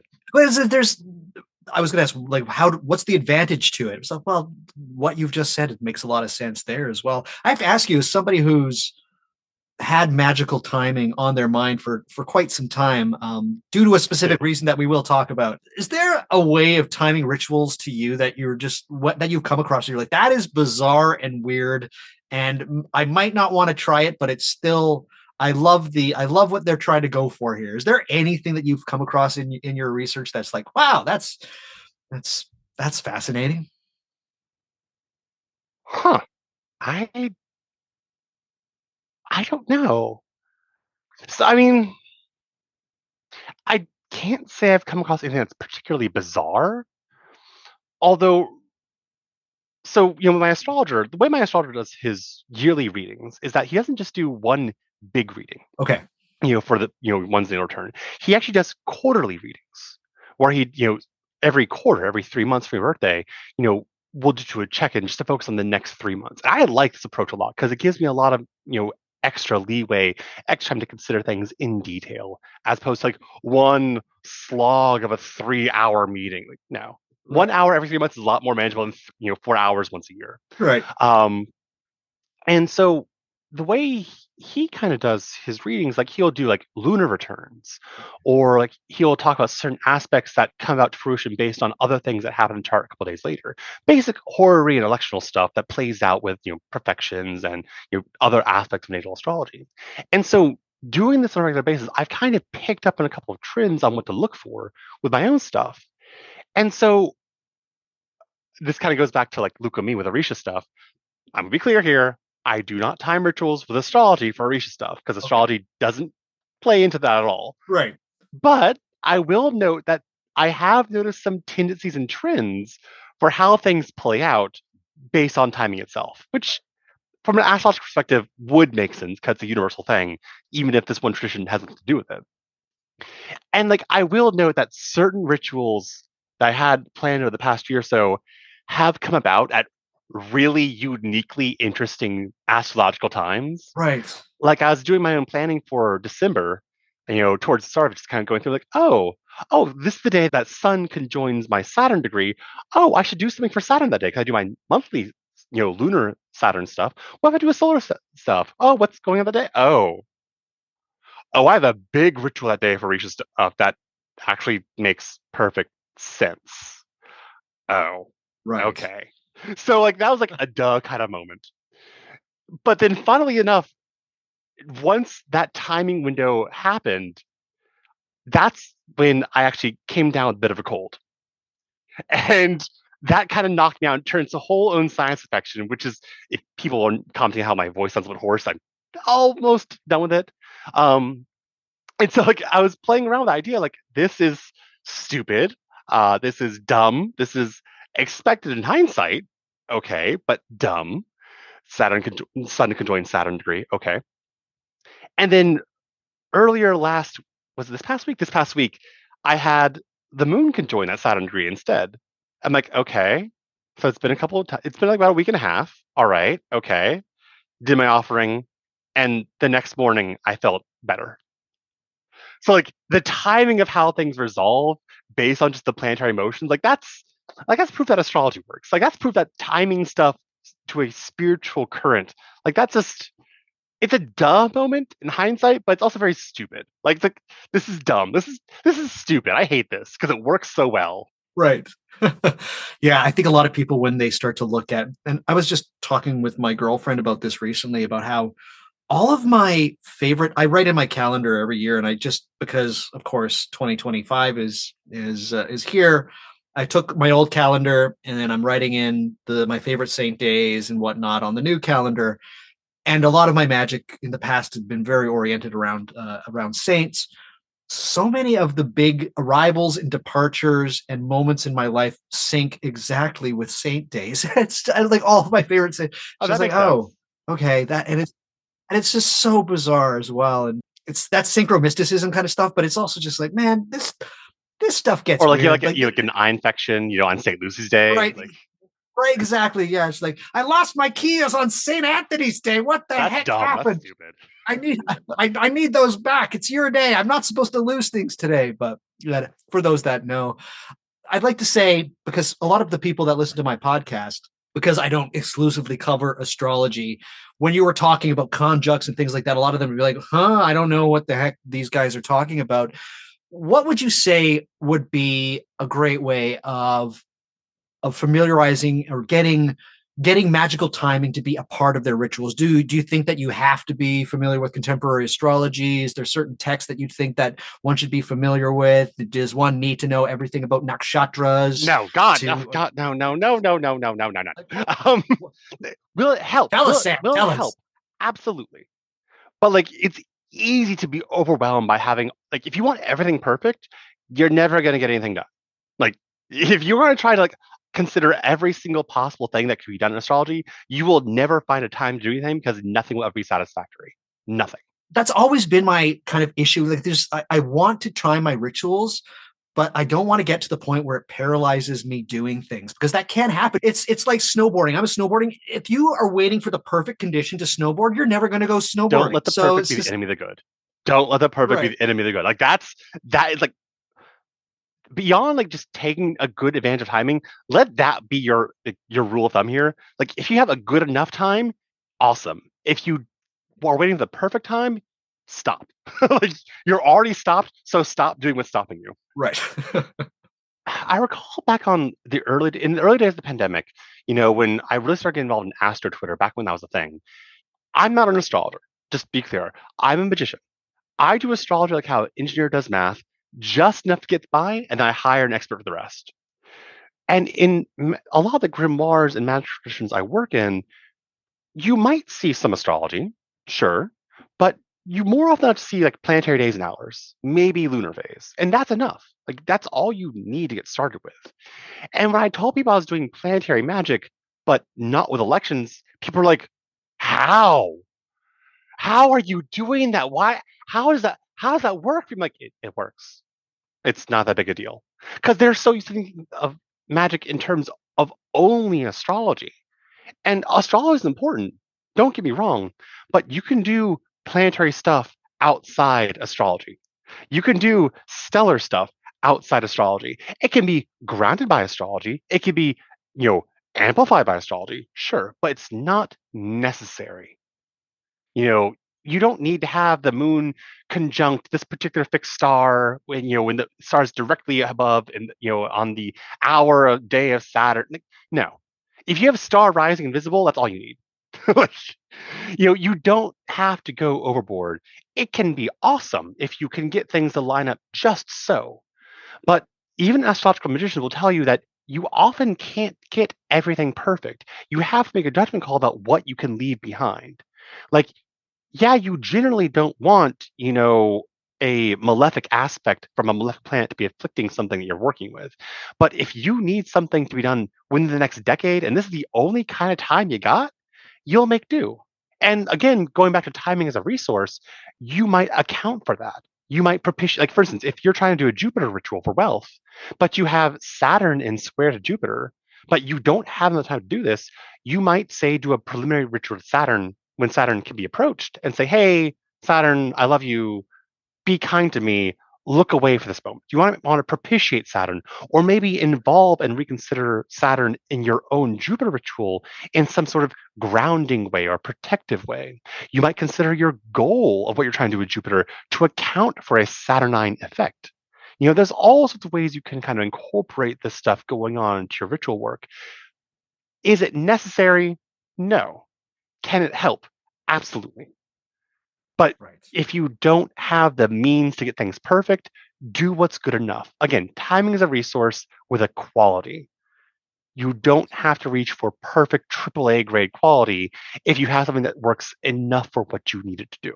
You think that perhaps for people starting out with this idea of magical timing, starting maybe with lunar days or with the phases of the moon, what's a good what's good training wheels to try and get people starting with magical timings? I would not be able to list something specifically because I can't swing a cat without hitting 3 books at once that uses something like that. Like half the books on my shelf involve timing in one sense or other to at least a basic degree. It's everywhere. Right. Planetary hours are replete throughout the Western corpora of magical texts. You can't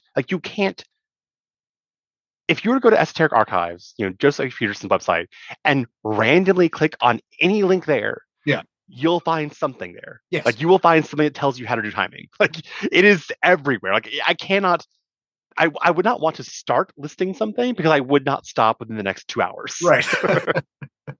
Not to try to evade the question, literally just pick up a book. There's a more than 50-50 chance that you'll find something about timing in there. Definitely, 100%. About 5 years ago or so, you might have to adjust the timing for me. You went on what was once called Twitter and basically said, "Hey, everybody, I'm working on this thing. I would like to get some feedback as to the kinds of things that you'd be interested in. And of course, I followed you on Twitter and I clicked it, and I was actually quite amazed at how much information that there was there. I wasn't just like a Costco, how good was your cashier today kind of survey. It was, oh my goodness, there's a lot of information here. And so I filled it out, and then I kind of didn't hear anything. It just kind of went away for a little while. And every once in a while, you'd be like, oh, by the way, that survey you filled out, I'm still working on it. There's some stuff I'm going to do. So Sam, let us talk about this project. Give folks the skinny on this particular Fandango. What is Tata? So yes, the acronym is totally a joke, 100%. I'm not going to pretend otherwise. It is totally me being immature. We all love Tatas. So the Addison Temple Almanac. God, it already has been 5 years, hasn't it? It has. So there are a couple of blogs that focus on astrology that I read, and this is kind of what I was experiencing with my own magical stuff. And they had oh, here's a list of when the moon enters lunar mansions. Like, oh, here's the moon, here's the sun, particularly making certain aspects. I'm like, that sounds like a really neat thing, but I don't like that they're using GMT, because that means I have to do work to convert things to my time. And it's a blog post, we have to copy that data in. And wouldn't it be nice, gosh darn it, if I could do it myself? And then I also had this idea of timing stuff to the decans, when the sun enters certain, at certain degrees of the ecliptic. And I'm a software developer. I can just write a program, can't I? And so I got a book on how to do astronomical algorithm, like how to actually calculate stuff, in a program. Okay, this actually works on it pretty well. I can actually calculate when the moon enters certain degrees of the zodiac, when the sun enters certain degrees of the zodiac. How can I predict? I could do planetary hours on my own with a little computer program. Okay, neat. And it just kind of snowballed from there and just kept on going and kept getting bigger and bigger. And then an issue I kept running in was accuracy. These algorithms I had from this one book were good, but they weren't precise. They weren't exact. Like if I went to astro.com and got the chart for a certain day, I might see a difference of a couple of seconds, which is good. I was already being so accurate within a couple of seconds, but wasn't good enough for me. And then I learned about the Swiss ephemeris, which is what astro.com works on, and how they have their own code base. And how, oh, look, there's a Python wrapper for this. I don't have to use C, thank God, in order to do this. And so that's why I really started working on redoing all my almanac stuff. This means to calculate and tabulate astronomical and astrological information for timing purposes on my own. And that's really how this whole thing got started 5 years ago. If I look on Facebook memories, I actually see posts and pictures and early screen caps of my command line outputs. Oh yeah, the moon enters this mansion this time. And so you're right, this kind of was an off and on project for a long time. And then early last year, I released the first version for public consumption. Right. The Addison Temple Almanac version 1. And then a number of people got copies of it, which is great.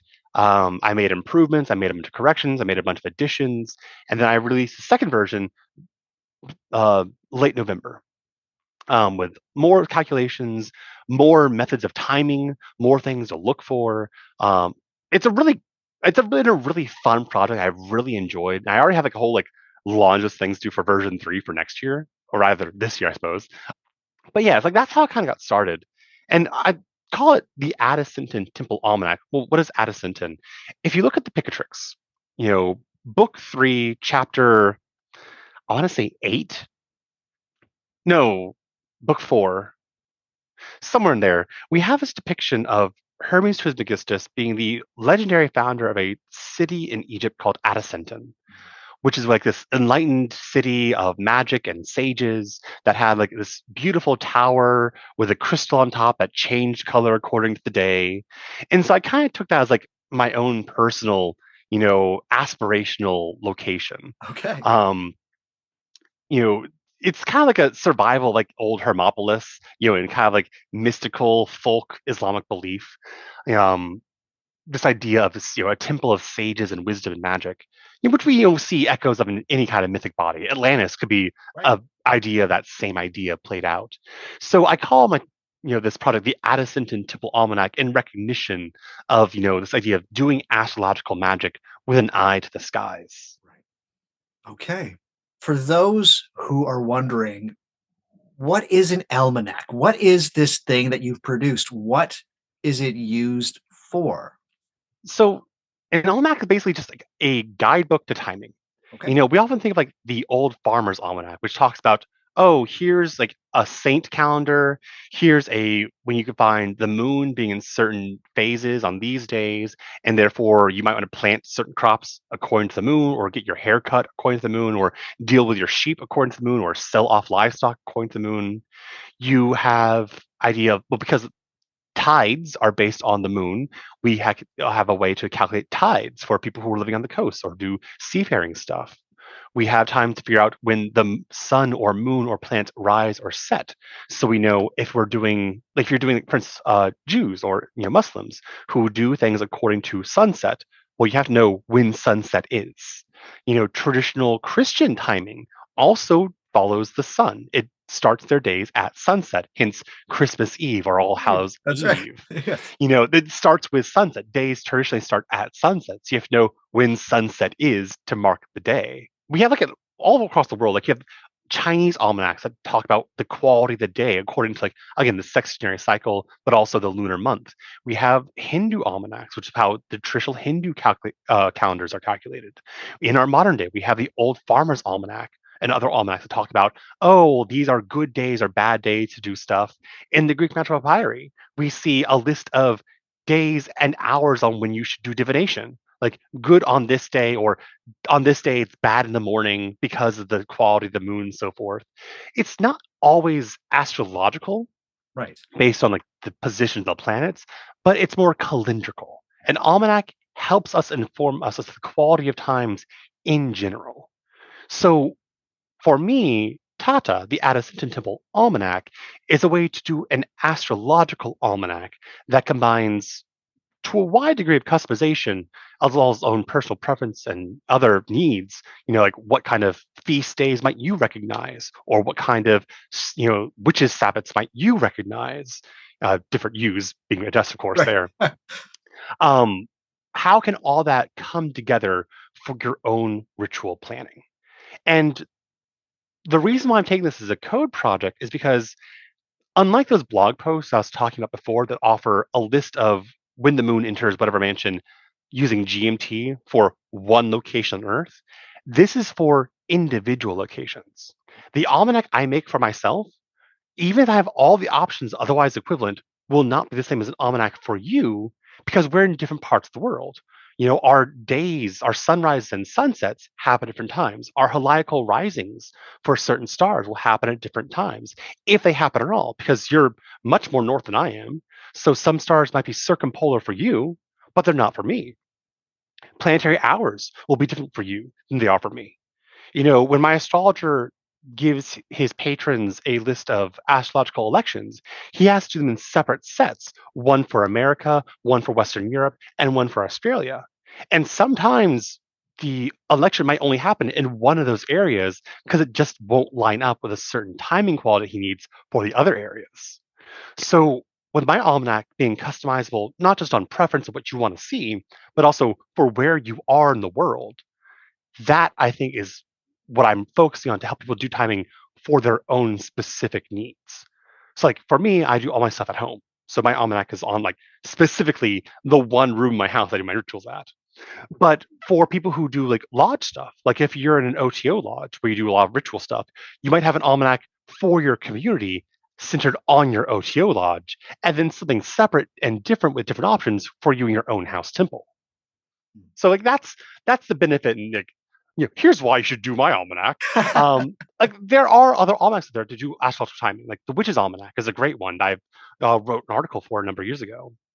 But again, that's like a general almanac that you have to convert stuff for Right. and isn't customizable. With my stuff, one of the complaints I've gotten with the request form is that it's a long request form. Like, For people, I'm going to jump in here.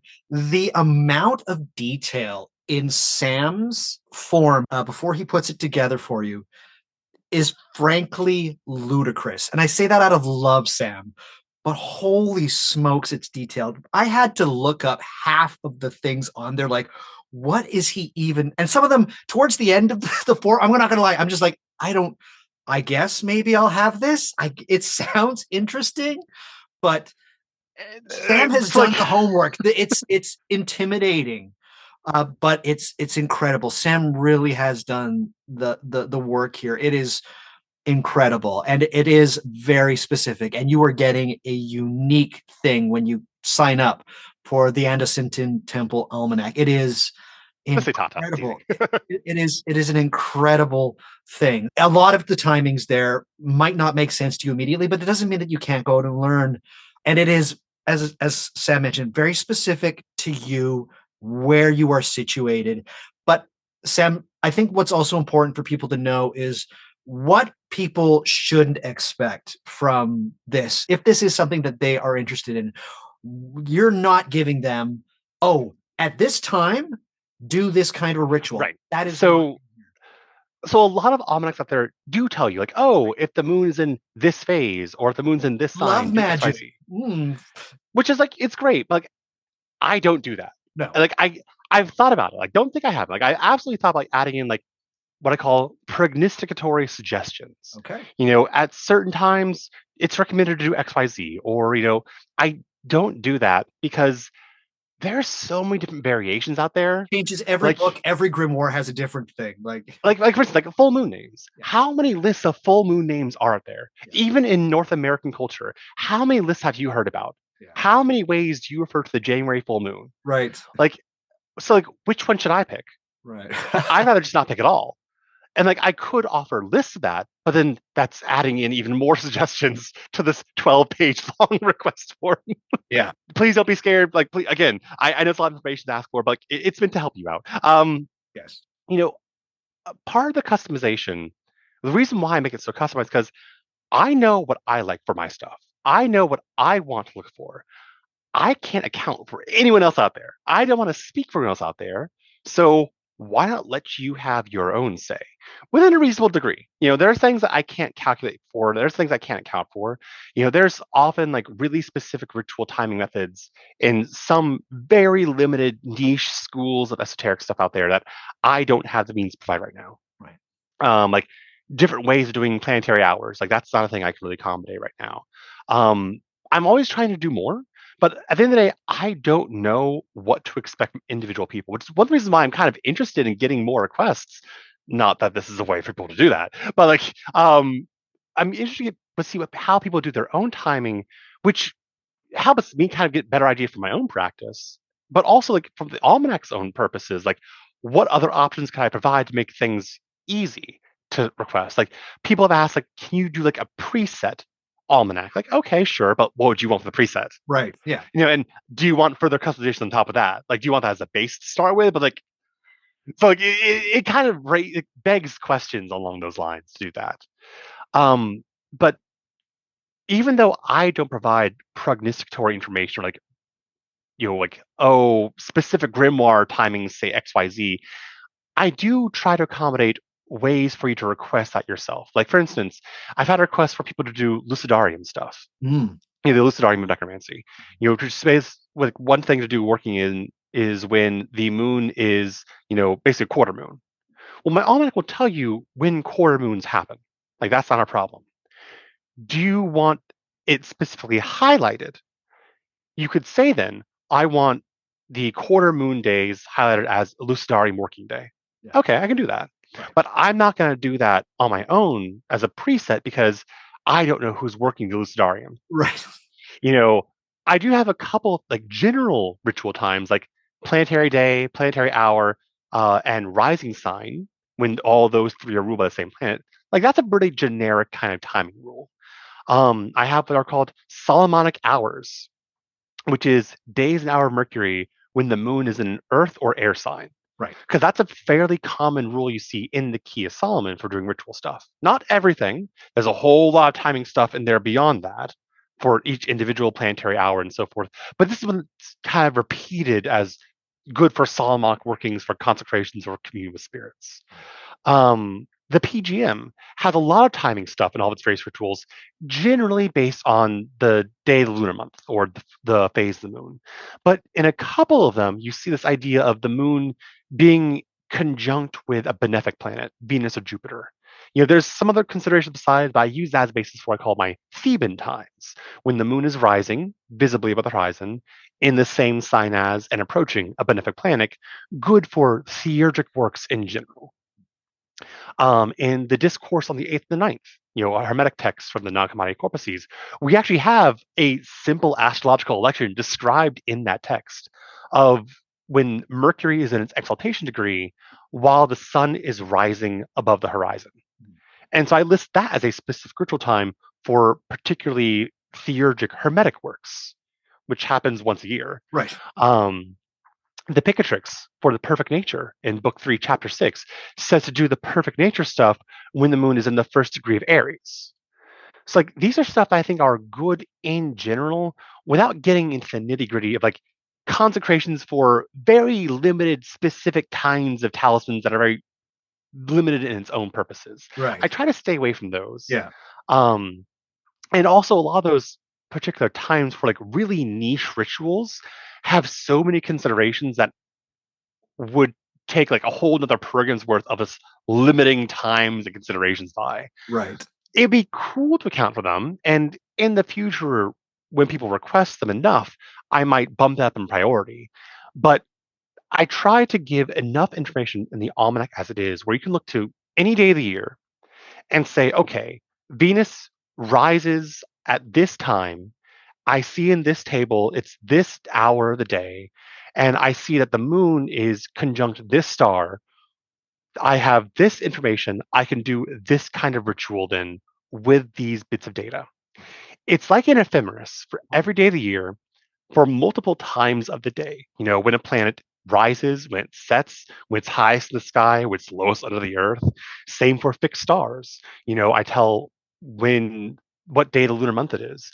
I offer some calendrical conversions. If you want to know what day of the Jewish calendar it is, what day of the Islamic calendar it is, what day of the Chinese calendar it is, I offer that as well. Also, you can kind of do your own ritual planning on a day-by-day basis for a whole year. That way, everything you need is consolidated into one file for you for a whole year without having to do conversions, without having to do, time zone stuff or accounting for latitude differences.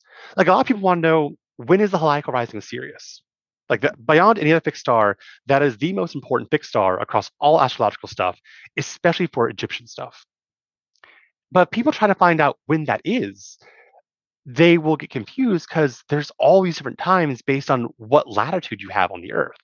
And some areas don't have one at all because at that point, Sirius either never rises in the sky, it's too far below, or it never sets. It's always in the sky. So having an almanac customized for an individual location that tells you all the relevant stuff you want to know for you, that doesn't really exist out there. So I think this is a useful thing to have for people who want to bump up their ability to time stuff. It's a lot of data. Not going to say otherwise. It's a lot of data. It's a lot of information. But for those who can make use of that, for those who are willing to learn a bit of astrology, who are willing to learn how this puzzle works to piece things together in tandem with your own saint calendar, in tandem with your own seasonal stuff, in tandem with your own cultural activities. I had someone recently request a bunch of West African and Congolese calendar stuff for their own culture stuff that they can also figure out how it plays off with astrology. That, I think, is where Tata really shines. It is beyond a doubt the most comprehensive almanac I have ever come across, and I've seen quite a few in my day. The customization is insane. It's really unlike anything you will ever see in this day and age. Sam, please give the listeners the real pitch. Where can they find it? How much is it? How long does it take for it to get for them to get it into their hands? Give people the good details. So for those who are interested, go to my website, digitalambler.com/Tata. If you just go to my website, there's the Almanac menu at the very top that gives you like the whole like sub site with all its own pages. It is $20, 20 US dollars for 1 year Almanac. I'm always taking requests. It takes like maybe like a day or two to produce one. Um, Basically, you put in the request form, which I know it's a long request form. I'm very much aware. I know there's a lot to request, but just go through it step by step. If you don't know about something, you can skip it. It's not that big a deal. If you don't know about it, you probably don't need it. If you Exactly. know about it and you have an opinion, you probably need it, and that's why the option exists for you. The form only takes a few minutes to submit. I promise, only a few minutes. Um, I get it. I look over it. I make sure I have all the details right because it's a lot of data, and I want to make sure we have like measure twice, cut once, Right. that kind of idea. And then once we confirm it, I send you an invoice, you pay the invoice, and then I do my calculation. It takes a few hours to produce, and then I send it to you when I can. Nice. And then you have a timing resource that will help you out, I hope, for all your rituals. You have something in your hand, everybody. You have something in your hand that the greatest mage in the 16th century would have killed for. Oh, he would have shit. They would have shit. It would have blown their mind. You could have walked in with this thing printed on the worst paper ever. You could walk in, plop this thing down, and they would have thought that you're a god. That's how, like, I'm not being hyperbolic. The amount of detail is great, but it's also the customization. I put in a bunch of, Sam was kind enough to do one for me for 2024. I put in a bunch of saint days. I put in days of Saint Cyprian and everything. They were all there. It's perfect. I was for a period of about a month and a half. I was checking them against another almanac that I had just to make sure that everything was there. It was.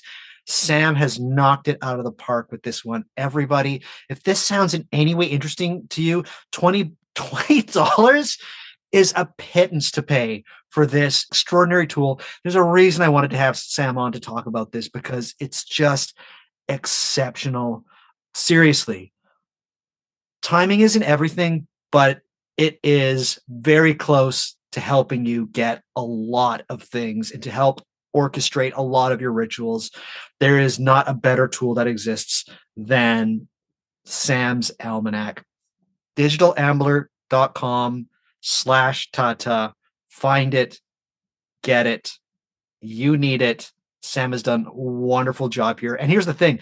It doesn't end at 2.0, does it? You're going to be doing Oh, I know. I'm already lining up things to do for like the way it's kind of worked is hilariously. I seem to always have this urge to start working on it in Mercury retrograde periods, oh, oh which that's its own irony. It's going on. It's like people think about Mercury retrograde, it's like, oh, it's bad for technology, it's bad for math, it's bad for science, it's bad for show me what you computers, got, Mercury. and like here I am making an astrological almanac Yeah. on my computer for software programming. Like that's what I do. Like that's my Mercury retrograde trend.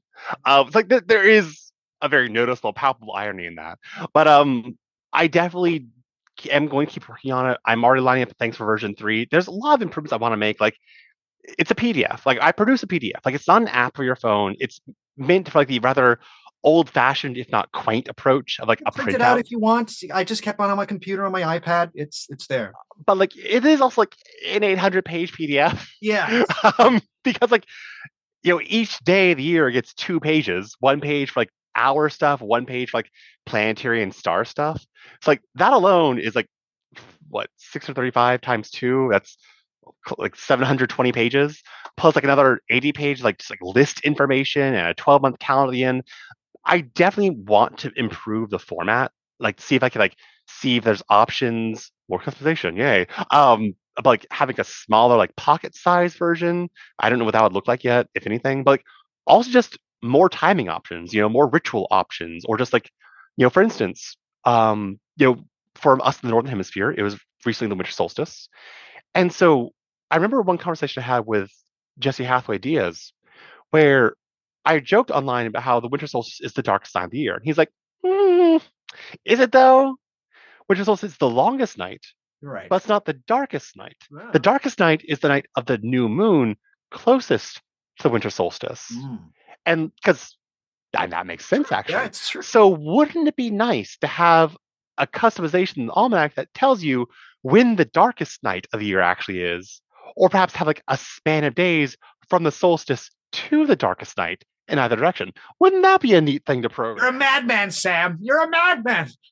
And like also other stuff, like I was talking to my astrologer when I was doing version 2 development. I'm like, wouldn't it be dumb if I did blue moon stuff? Like that'd be dumb. Wouldn't it be dumb? It'd be so dumb. 2 hours later, I had it done. Oh my god! like that's kind of more of a joke stuff, but people want it. People keep requesting it. Like, okay, sure, if you want it, can't be stopped. Wonderful. But something I had noticed though with the requests I've gotten is that not a lot of people are requesting their own pre-made events. Like for instance, you requested a lot of saint days in your stuff. Yeah. And for my stuff, I have like, okay, well, every Friday is, Shabbos. I have a bunch of saint days. I have birthdays, and so few people requesting those. I'm like, why? Because yes, the astrological information is great, but like, wouldn't it be nice to have like, oh, a feast day for some saint or a commemoration of someone's anniversary? And like, not a lot of people provide information. I'm like, that's an interesting thing. I have them on my calendar. I have very important arrivals and departures of very important people in my life, but I don't know why I didn't put them in there. I don't. It's I don't know if people like bashful about sharing that information, which I totally get. Yeah. But like for instance, for like, even though Tata for me is like my own hermetic stuff, like because I'm a Lukumi Orisha priest, like I also have like Orisha feast days in there just to remind myself, like, oh, it's December 4th. Oh, today's the day for Shango. Oh, I should make an offering Shango. Like not because it's astrological, just because it's December 4th. Right. So, like, yeah. Huh. That kind of it's like that's an interesting trend I've noticed. And again, like this is something that helps inform me not just of my own sense of timing, but how other people do their timing. Right. The customizations that they request kind of sheds new light and teaches me not just what I need to program for the next version, but also, oh, you do this for timing. Oh, you care about that. Interesting. Why do you do that? Maybe I could see logic in that. Maybe I could reevaluate my own opinions. So it's a kind of two-way street. Like, yeah, you're paying me money for this. Yeah. But also I'm learning just like as an insight into other people's practices. I think that's a really cool thing for like any teacher or any developer to do. Like I make a tool, but to see how other people use a tool in ways that I don't anticipate, that's a cool thing. Yeah, definitely. Everybody, digitalambler.com. Sam, what is going on? What do you got planned for the next 6 months here? What are you getting up to? Is it just business as usual or? Basically, yeah, business as usual. Got some blog posts I'm writing. This is my Reading the Hermetica blog post series that's ongoing through like May. From starting from like April last year. There's that. I have a couple other writing projects, a couple of ritual development stuff I'm doing. I'm kind of developing my own, again, going back to my Hermetic stuff, I am developing my own kind of approach, my own codification, as it were, of what I do. And other stuff I'm just kind of trying out as experiments. Like, how does this help me with Hermetic stuff? Like, just beyond chatting and hanging out with planets and stars, what can I do like on a monthly basis for like a Hermetic purgation or a Hermetic Eucharist? Kind of develop myself constantly along those lines. I have been writing about that privately. I don't know if it's gonna be like a blog post project or something else. Maybe kind of like do a couple like classes on my Hermetic server about that. See like if people want to get involved on along the lines. I don't know. It's something I've been mulling over and chewing over. Yeah, with the seasons turning, I'm enjoying the winter. My favorite season of the year. Mine too. It's the best. Supposed to get snow a couple of days for now, so excited for that. Yeah, being yelled at by my cats, usual stuff. Good stuff. Amazing. Fantastic, Sam. Again, you're my favorite person to talk to about this kind of stuff. It's just the absolute best. And I know you're the best. I really want everybody to head to digitalambler.com/Tata, grab an almanac. Seriously, it's a great tool. I'm not just saying this. Flipping through it's mind-blowing, the amount of detail in there and the possibilities. I think that what initially, this is not the first almanac I've ever seen, but just the amount of things in there truly made it like, oh, there's so many places I could go with this. And also it kind of made me want to learn, like, oh, what was this other thing? I made little notes like, what? I don't even know how that would be Like, utilized. what is moon voter? Like, what is moon voter course, and why does it matter? Right. Yeah. Yeah. So it's a really incredible tool. And again, this is something that mages 400 years ago would have completely dropped dead to have something like this. We have we have the technology. Sam has done the work. We have created an incredible tool, but it's actually Sam who's literally done it single-handedly for the most part. I And would say I've got some help. Like for instance, my astrologer. Like I talk to my astrologer about it often. Just like, hey, could you clarify this idea for me? And one time I was like, for my planetary confluxes, which is the fancy term I call for like the planet ruling the same day, hour, and rising sign. right. Like, wouldn't it be cool if I also like could offer options for limiting it by when the planet is rising or planet is not combust? He's like, oh, great. So you're putting me out of a job now? Is that how it is? I'm like, no, like not no. Like there will always. Like, I don't want to label my almanac as like an automatic election finder. Right. It's to help you find elections, sure. It's not going to put astrologers out of a job. It should make their lives easier. It should make people who do want to do astrological magic easier by giving you stuff like if you want to confer and consider elections for your own stuff.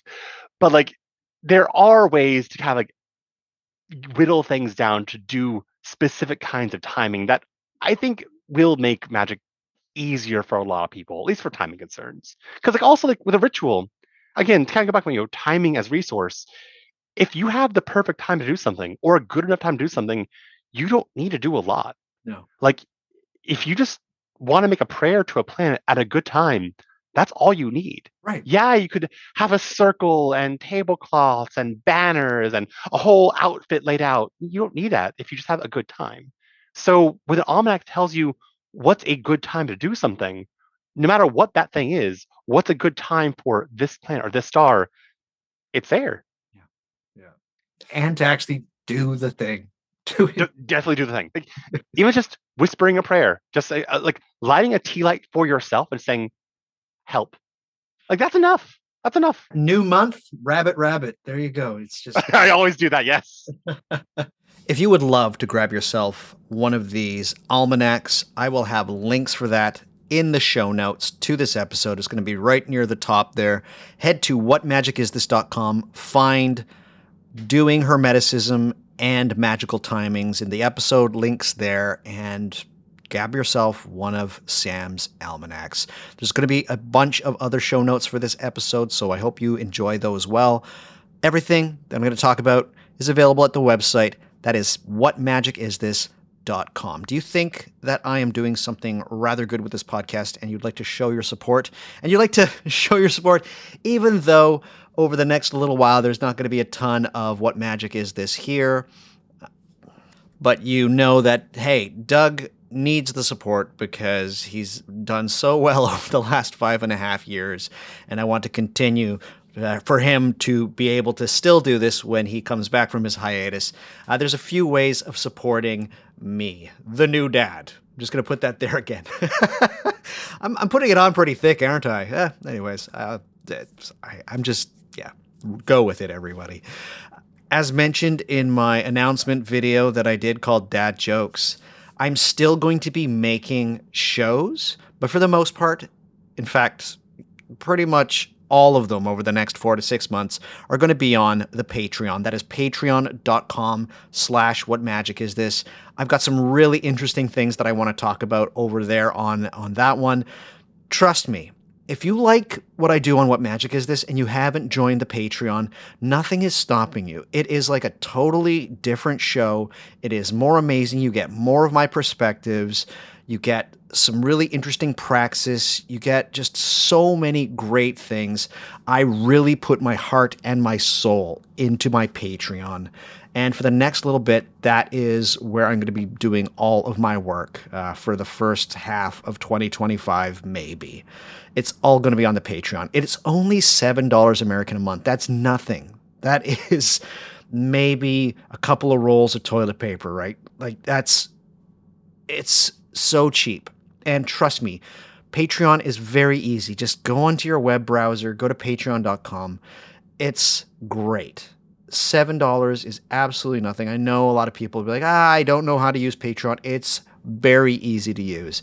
And I've got so many great things. And if you sign up for 2 or 3 months, you get access to a whole different world, a whole different what magic is this world, truly. My Patreon is, I follow a lot of people on Patreon. I love them. They're great. I don't think anybody does what I do on Patreon. All right. So I'll just put it out there. If you want more What Magic Is This, I'm sorry. You'll have to come to the Patreon. $7 a month. Please support me. It's great. I would love to see you there. And you get access to a wonderful Discord community. You get so many things. I truly, it is the best way of helping me and helping yourself. If you want more, What Magic Is This? All right. So that's whatmagicisthis.com. Go there, head to any number of the links that I have there for my Patreon. You'll see them. They're all over the place. Or go to patreon.com/whatmagicisthis. Sign up. $7 American. Again, ridiculously cheap for the amount of stuff that you get. It's incredible. All right. And there's like 3.5, nearly 4 years of stuff there to go through as far as a backlog. There's hundreds of hours of stuff, truly hundreds of hours of stuff. All right. If you don't like that and you just want to be like, Doug, congratulations, you're a dad. Here's some money. Best way to do that is PayPal. Head to What Magic Is This. Click on the PayPal buttons. They're all over the place there as well. $10, $20, $400, 400,000, $1 million, $1 trillion. Any and all amount helps. Hopefully it's in the dollars category and not the cents category. But I'll even take $1. If you got you got $1? I'll take it. Absolutely. At this point, I'll take anything you got. Preferably, again, in the dollars. But PayPal, great way of handing off some cash to your favorite podcaster. Another way of supporting me is grabbing some books from my virtual bookshop. Head to whatmagicisthis.com or go to bookshop.org/shop/whatmagicisthis. Grab yourself some of the books there. Every book list that I have there is organized by every single episode. So if there's an episode you're like, man, I love that episode and he mentioned that book, where can I find it? You'll find it there on my virtual bookshop and you'll see the cover and you can investigate it. And if it suits your fancy, grab it, because what happens is that purchase of that book supports independent bookstores across America and Canada. And so they get a cut of it. Bookshop gets a small cut of it. And I get a small cut of it because I am an affiliate. And it's great. Books are amazing, and what could be better than not only buying a book that helps independent booksellers, but helps your favorite podcaster, once again, be a dad. Hey, right? Still talking about that, and I won't stop. Not for the next little while, and I'm not going to apologize for it either. But grabbing yourself a book from my virtual bookshop is an amazing way of helping me as well. I see a few dollars from it, and I always love seeing what books people are buying. It's amazing. I have fun with that. So best way of grabbing yourself a book, that also helps me. bookshop.org/shop/whatmagicisthis, or just head to whatmagicisthis.com, go to the menu, find my bookshop. It's there. You'll find it. Trust me. Just click menu. You'll see there's links there, or scroll to the bottom of the page. There's a link there as well. That's a great way of supporting me. Another way of supporting me, just not the best financially, but just kind of showing your support, is grabbing some merchandise. Head to whatmagicisthis.com.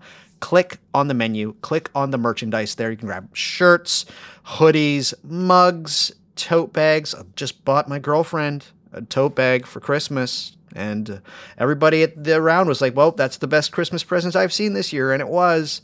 Actually, my brother got a pepper cannon. If you don't know what a pepper cannon is, look it up. It's great. Anyways, but second, after the pepper cannon, also Pepper Cannon's not supporting this podcast, by the way. I'm not advertising for them. Trust me, when you see the price of a pepper cannon, you'll be like, whoa, I'll just buy a tote bag from Doug. But yes, any and all merchandise that you grab, I get it like $1.50 or something like that. But I just love seeing people wearing my stuff or using my stuff. That coffee mug, I want to see a picture of you taking a sip of your coffee from a What Magic Is This mug. Yeah.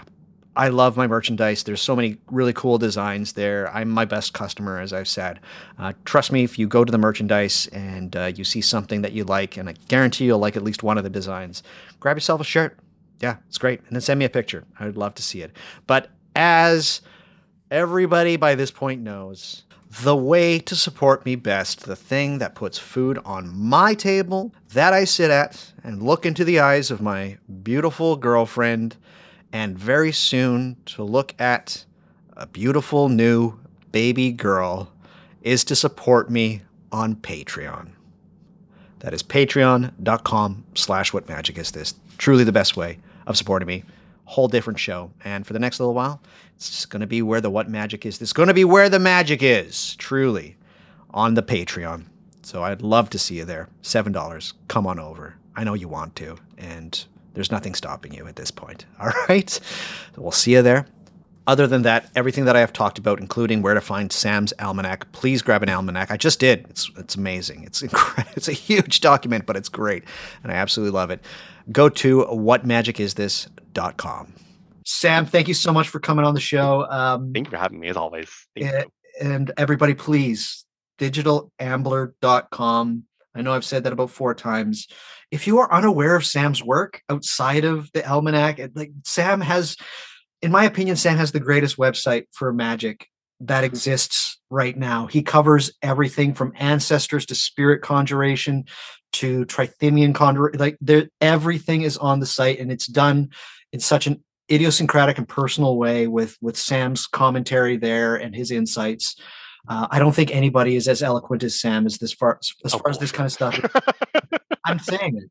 Sam, thank you so much for coming on the show and for being a friend. Truly, thank you for being a friend. I always just enjoy having you on, and can't wait to get the tatas into people's hands. There, I did it. Know, right? You have to. Tatas.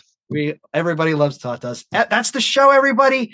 That is the podcast. I cannot guarantee you when the next show will be because I am still currently on a hiatus with a child coming into my life. I can't wait. But until and see you next time. Until then, I want each and every one of you to stay healthy, to stay hopeful, and to stay luminous. Until next time, everybody, take care. Bye-bye. Hope you enjoyed. Bye. Bye. Bye.